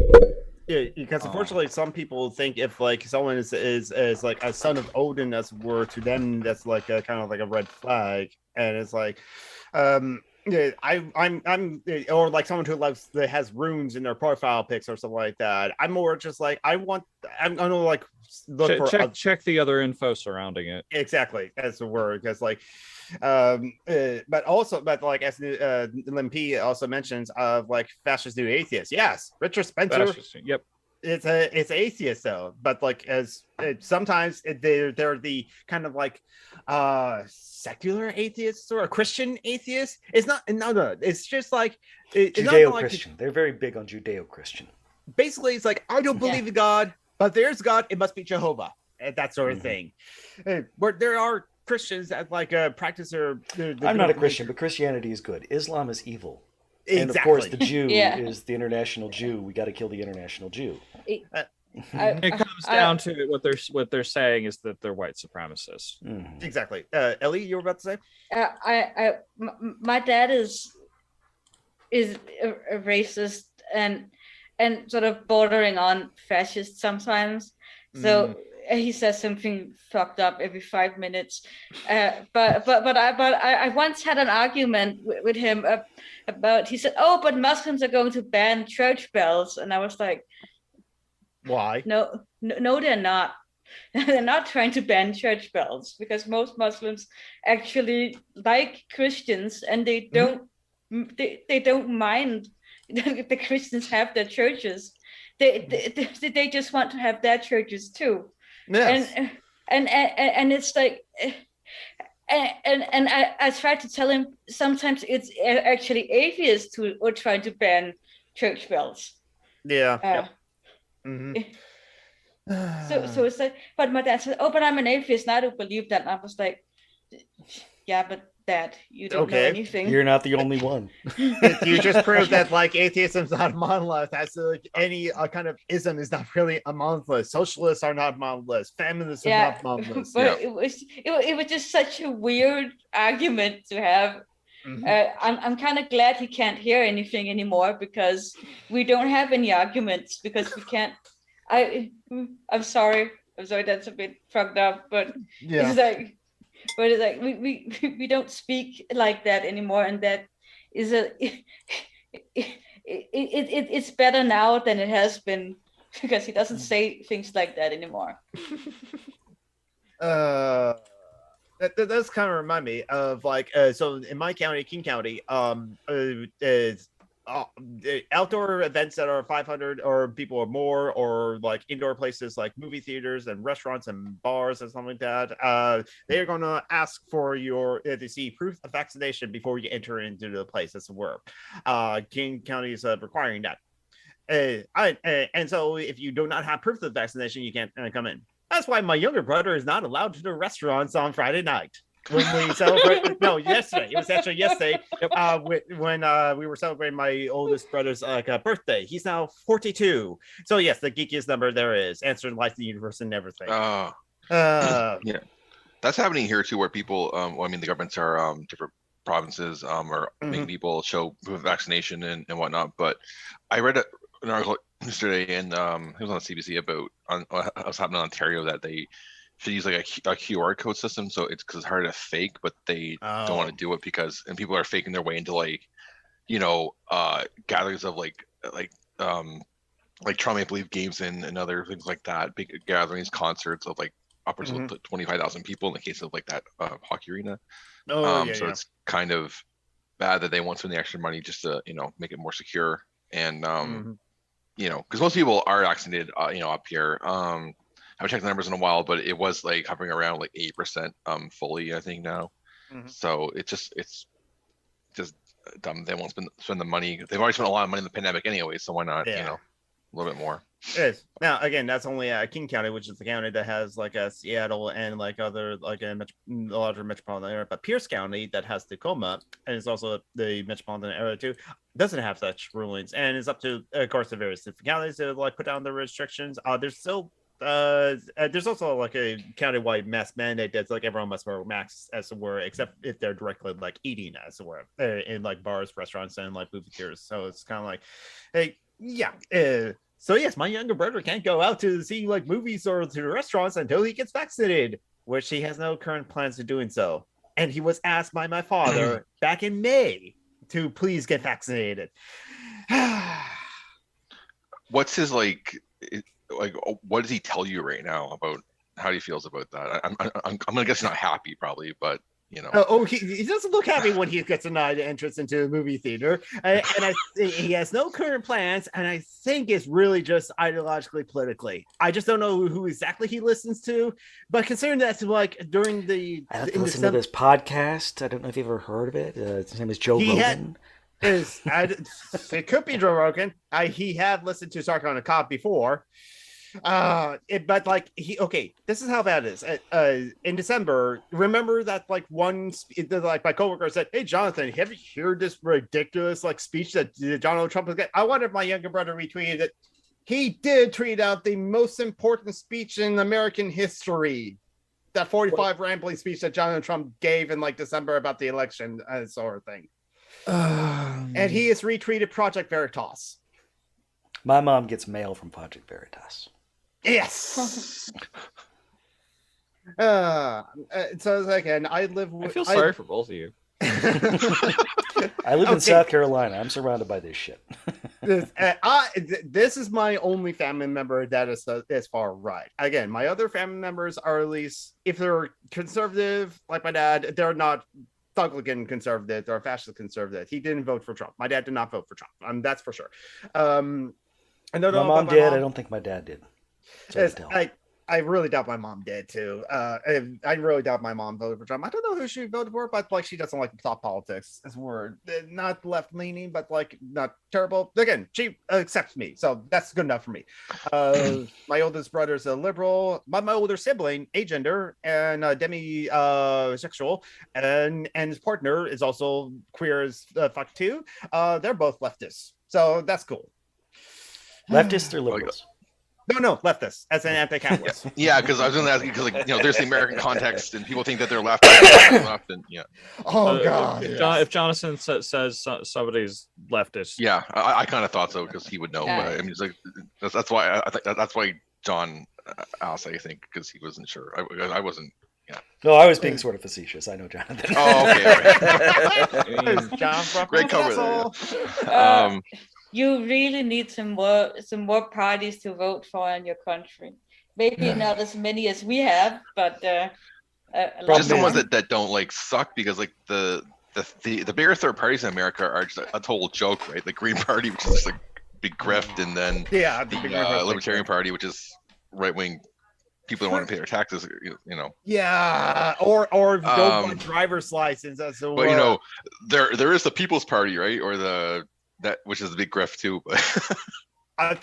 Of legitimate parties that actually have like members in like in local governments, there's Socialist Alternative, that's where the Seattle City Council member who's actually a socialist, Constance Swanson, she's part of the Socialist Alternative, but also she has like talked about how the Democrats of the City Council and the mayor have been trying to like force her out, as it were, and like have her resign from her post, as it were, too, because it just as always, if you're like too far left for the Democrats, as it were, they'll try their best to like not assist you or not give you money or not give you or try to primary against you, or like how in Buffalo, like the city of Buffalo, the socialists beat out the incumbent who is a Democrat, as it were, in the primary, so she's on the ballot as a Democrat, as it were, but the sore loser of the incumbent, who's like an establishment Democrat, as it were, for like long time, did a write-in campaign and won that write-in campaign to be elected mayor of like Buffalo. It's like we truly cannot have like democracy while there's still capitalism, because like in California, Prop 22, Uber, DoorDash, and all the other gig economy apps like really campaigned heavily to get people to approve Prop 22, because that benefited Uber and DoorDash and all those gig economy apps, because if they Prop 22 didn't pass, then California law will still be as it is. Like, you cannot have independent contractors; they have to be employees. You cannot like use independent contractors to like not pay your people benefits or like a livable wage, as it were. But Prop 22 passed, and so now they can go back to be independent contractors in California. Something like once a decade, there's always like one really bad prop that passes in California. Like there was Prop 8 there was 12 years ago. Yes, yeah, it was. That was like that was a religious thing, I remember, something to do with. Yes, because it's against gay marriage, as it were. Yes, there you go. Yes, that was repealed eventually. So hopefully this gets repealed eventually. It might take a while, but it might take a while. But they also California also has the thing where it's just like, so long as just like 12% or like 17% of the votes, as it were, gets enough signatures to do or petition to ask for a recall, they can do a recall. That's what they just recently did. Thankfully, most people voted no on the recall, so Gavin Newsom is still the governor of California instead of Larry Eldridge, who was the far right wing, like a radio host, as it were. Fox News guy too, Yes, one of the rare black conservatives or black far right conservatives there is. But yeah, there's like a radio host that's like, well, hey, the game show host was managed to become president. I think a radio host can become governor too. Recall elections usually don't work. Reagan was an actor, so Arnold Schwarzenegger was the actor who did actually become governor because of recall. That's the one time it worked, though, and since they started doing it in like 1910 or something like that, like that's the one time it worked. So it's still a low percentage chance recall elections in California. That is. I'm gonna head off because I keep nodding off and half falling asleep. Everybody, bye bye, Tabby. Bye bye, Tabby. Nice talking to you. You too. Bye bye. Bye-bye. So Ellie, I do agree. We kind of like need both a lot more political parties, but I think what needs to happen before that is just like massive election reform, as where we still have the electoral colleges, which affects the presidents only. Most of our states and counties, because it's all state by state and county by county, as it were, in some regards, still like first past the post and not ranked choice. So once we get all those things, then like once it becomes like viable for like third parties to be able to like get elections, then and that's where I think we'll get more parties. The interesting thing, like Washington State has like a top 2 primary, so it doesn't matter who is which parties, as it were, the top 2 candidates to get the most votes in the primary will get into the be in the general election. So that's how you can have Democrat too. Yeah, but it's just that we recently had a local election, and we and me and my mother, who's a conservative, but mostly because she lives where we live, because that's a conservative place. And when she was asking me, oh, what are you going to vote? And I was I was taken aback for a little bit, because I've become so engrossed in American politics that I forget that I can talk like calmly with my family about politics in ways you can't do in the United States, even though your parties are closer together than me and my mother are politically. So it's like I forgot that for a moment. Mm-hmm. Yeah, so it's but one thing that did disconcert me was that we have this outright fascist running in Denmark. Mm-hmm. And he actually ran for we have this regional election, but it's only about hospitals and stuff, and he ran for that for some reason, and I'm like, what do you want to do there? But he didn't get in. But it's like, we don't want him anywhere near there. It's just like, he's this shit person.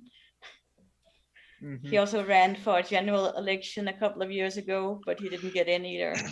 He's a Jordan P, I don't know about like what this Emily Liz saying. That must be like something with like California sort of thing. I'm not familiar with that. What was about to say and think about? Damn it. No, I don't remember. Damn it. I had a point, but I lost it. Try to think, but nothing happens.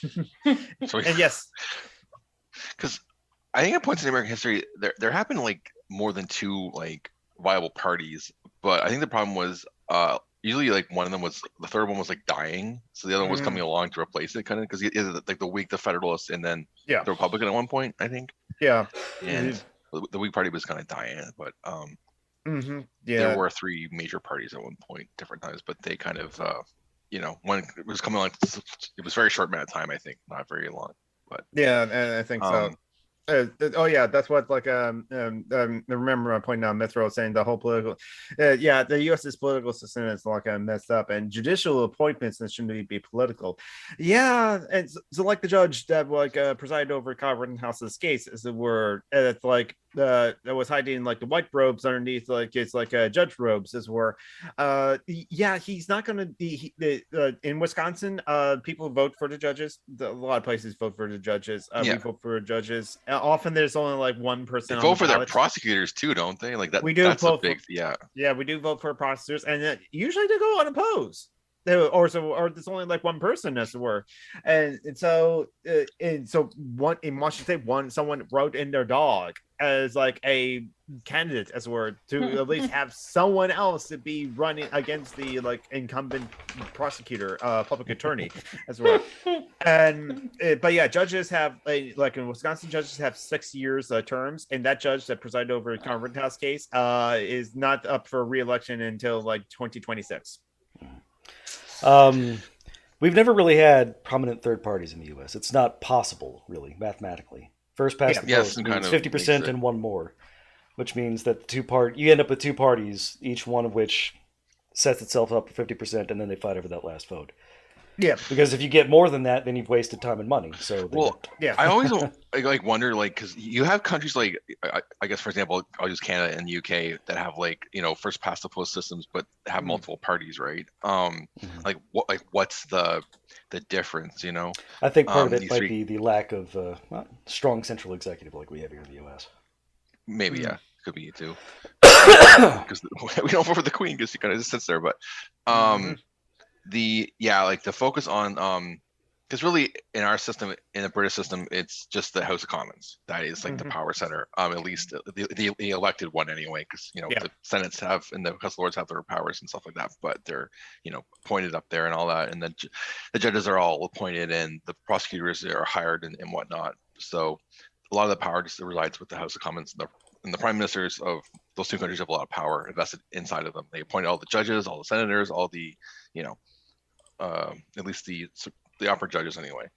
And so maybe that could be the answer, perhaps. I thought it was because in the U.S. system you kind of have to the bar to get on the ballot is high, It kind of is, but also in order to run a successful campaign, you just like need a lot of money too. And yeah, a lot of money, and also what happened. Yeah, I think the size of the U.S. works against us there. Yeah, yeah. It's exactly. also the length of and I'll use a presidential election for example. Basically, the elections they got about almost 2 years, right? Effectively, because of the primaries and yeah.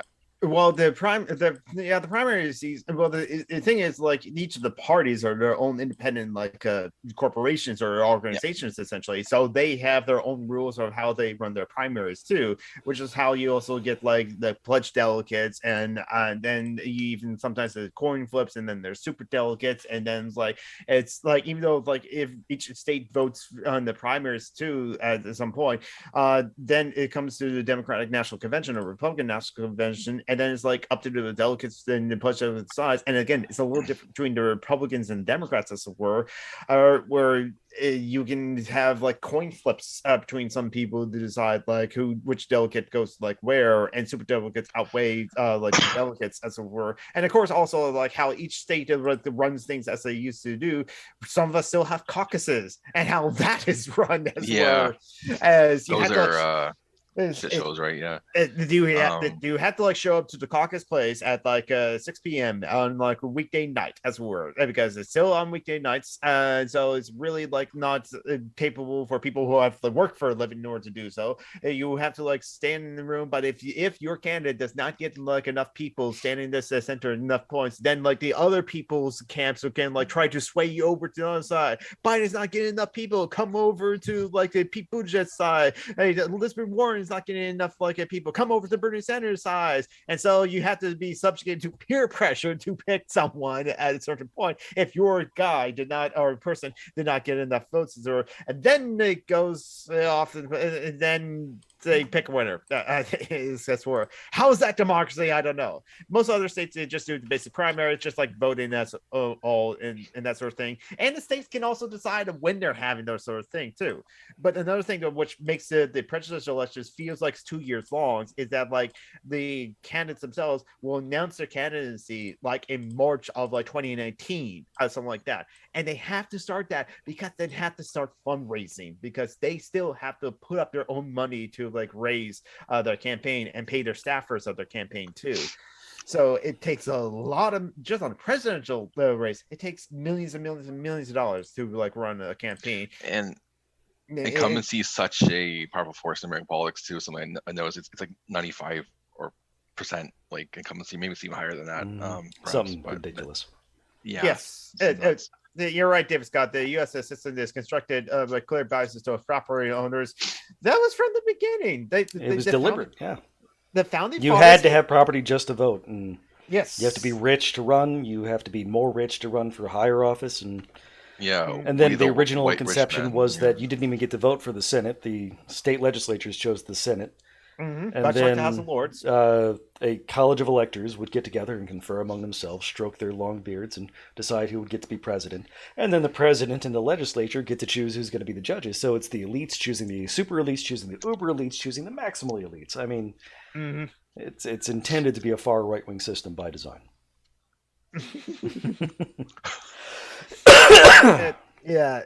We in contrast with our system, where we every time there's a election, it's 3 weeks, and then it's like posters all over the place with candidates, and it looks like a giant mess, and it's like and you have gnomes running around fucking things up during the entire election. It's weird.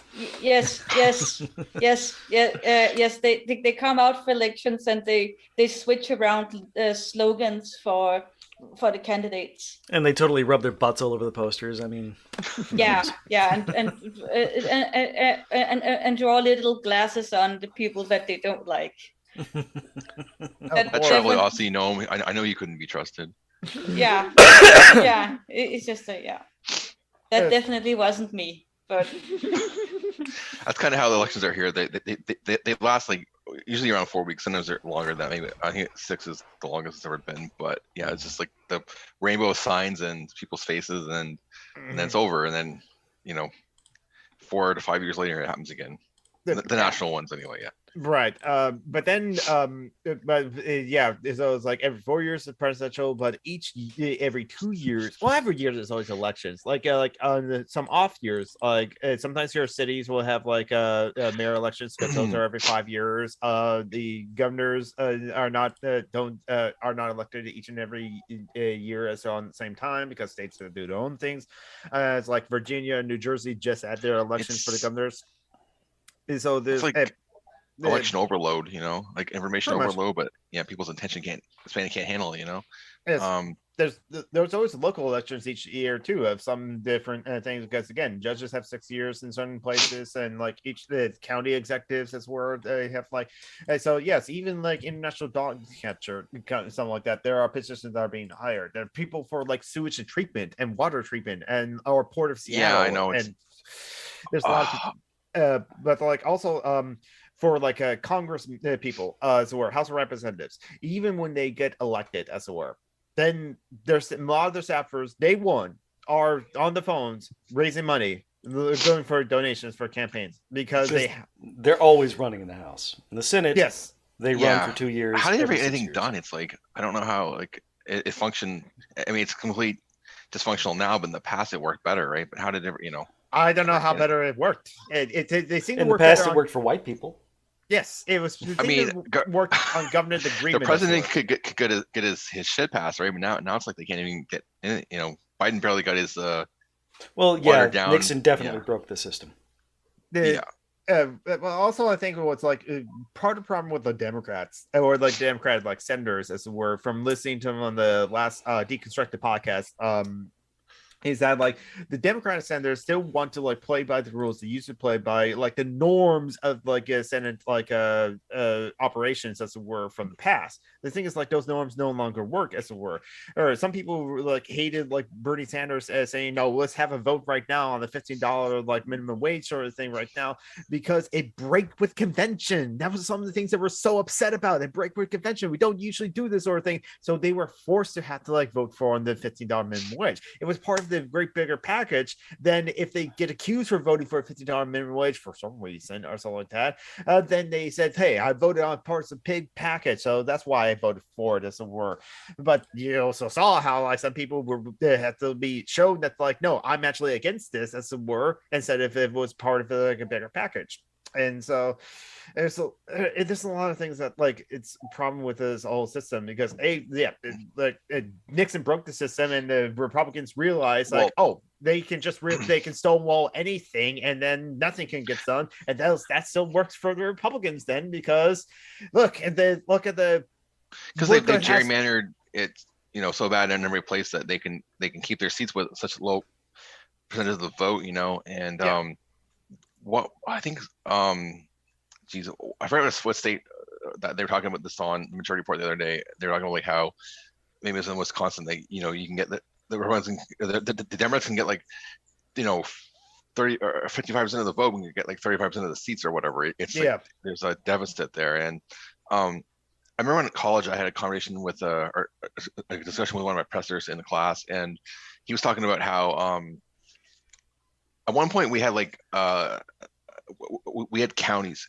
in Canada, right? I mean, they still exist like on paper, but all of like as a level of government, they're just almost just gone, right? Because they wanted to streamline the process. And he was saying like, this is how we wanted to make it easier for people to pay attention, and just have like the cities, the provinces, and the federal government. And then so they did away with those elections and that form of government basically. And I'm thinking like maybe the US could do something like that, streamline things. Maybe that would be part of the solution to at least get people more engaged with the process and pay attention to. Excuse me for 2 minutes. I just have to feed my cat before she destroys things. Oh, she's going. Yeah, please feed the cat. Go ahead. Yeah. Now let's talk about Ellie while they're gone. I like Ellie. I think they're wonderful. Mm-hmm. Yeah, he's wonderful. I think another problem is that like is lobbying is still legal, and like is perfectly legal in like the United States, bribery too in its way. It's just like can't buy finances. It's straight up like just payoffs to people like they're mobsters or whatever, Mhm.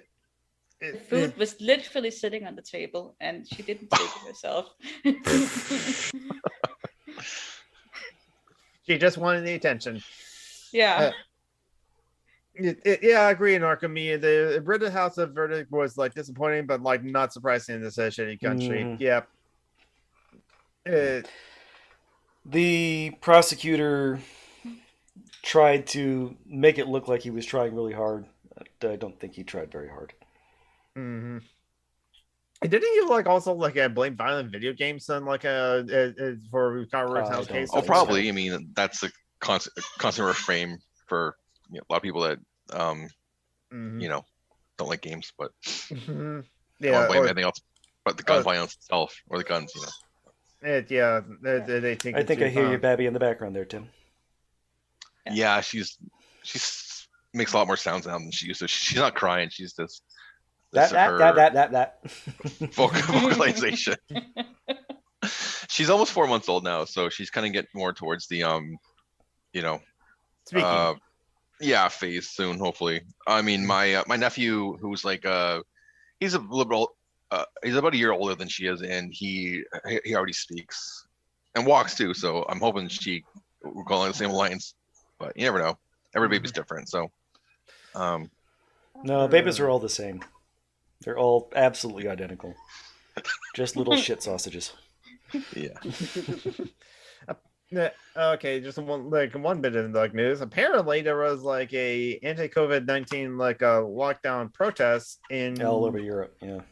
This one being in the Netherlands, as were Dutch police detaining dozens in the second night of like COVID-19 rioting. It's just like, you really want to just like go get a haircut so badly, or just like be able to spit on people without the mask, aren't you? As it were. And it's just like, again, I don't like police brutality as it were, and I really wish that the police were not as like brutal as like these protesters too. Well, but like, I don't at the like same time, too. the cases are like exploding in certain European countries. My wife was saying like there's like up to like 30,000 in different places, or more. Yeah, each day. We are back to certain restrictions again here, and it's like, it's annoying, but it is the people who disregard that we're still in a pandemic. It's their fault. It's like I can't really. It's like, it's just annoying as hell. But it's also the people who have been vaccinated because they think they can't get sick, but then there's like the variants, and they can actually get sick from COVID even though they have been vaccinated. Mm-hmm. Yeah. So it's really annoying. Mm-hmm. Yeah, a lot of terrible things are just like out in the world. It's where. Yeah, so let's talk about cats. Yeah. Or of like whatever else I just want to talk about. I think I like spent the things that like I had prepared for this show. I made a Twitter for my cat, and it's the best decision I ever made. I know it's silly, but it's like, it's just, I only follow other cats, and it's the best thing ever, because it's just, every time regular Twitter gets too much, I can go on my cat's Twitter, and everything is just cats, and it's so relaxing. I can recommend that.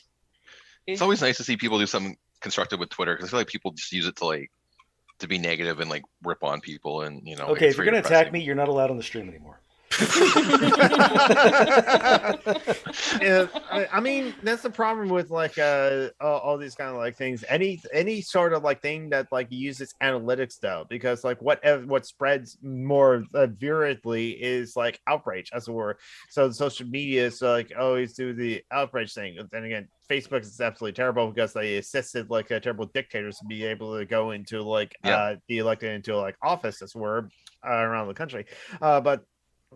So I like to use my Twitter to like at least promote this stream, promote my streams on Twitch, or promote like the charity links like page and all these other things. But yet I know that's like, okay, in order to get a lot of views on like Twitter or something like that, I used to get like quite a few like interactions or engagement from like whenever I would like copy and paste like memes that I'll see like trying to post on Facebook, and sometimes that did work. I saw some of my memes so like went viral, but like I didn't keep up with it, so of course like my interactions or engagement has like dropped down, and it's kind of disappointing. So it's like and so I was listening to a streamer who was like complaining that like she has like over 800 like followers but only gets like at best like 10 views for her streams. That's where well, unfortunately, sometimes the people just like will follow, but then like don't see the streams or don't see the notifications, or they have other things better. That's actually a better ratio than a lot of people I've seen. Like,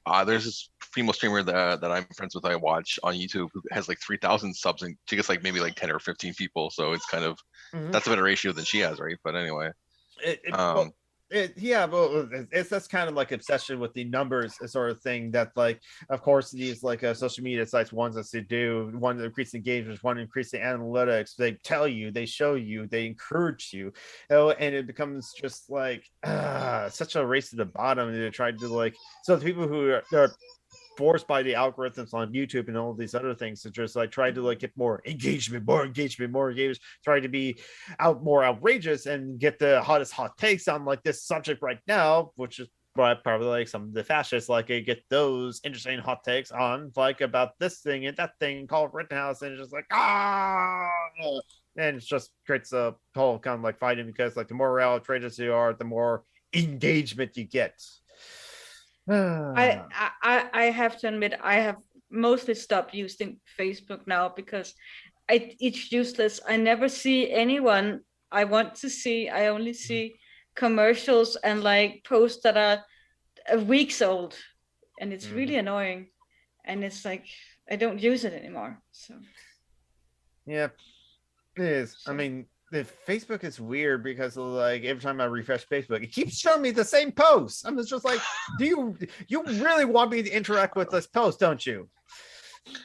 I have most of that like when I go on my timeline, it's like stuff from like a week or less ago. You know, it's not like right away, but like I get like, I don't know, I still get notifications of like my close family members like who when they comment on each other's posts, it shows up in my on my phone anyway.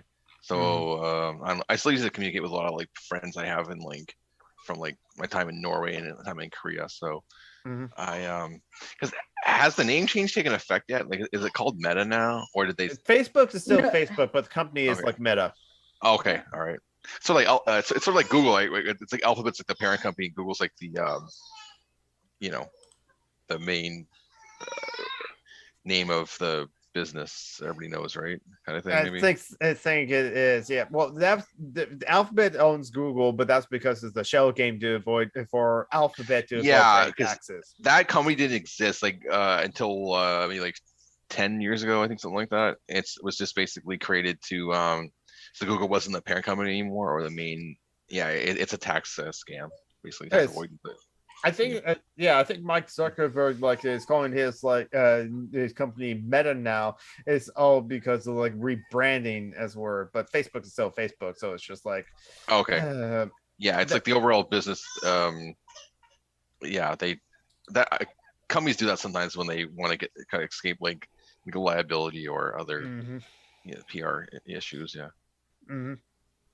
It is. I'm glad that like the background noises of the babies making you happy, Joy. We should have some more happy things and more happy news and more like happy things to talk about on this show. She's kind of big for her age, so I think she's kind of ahead of the curve in terms of like her development. I don't know. Some people think that she's like. Did you just call her fat? God. Okay, Groundhog. Thanks for coming. Yeah. I don't have. I think we're probably coming up to like the end of the show because like now we're just insulting the baby. So.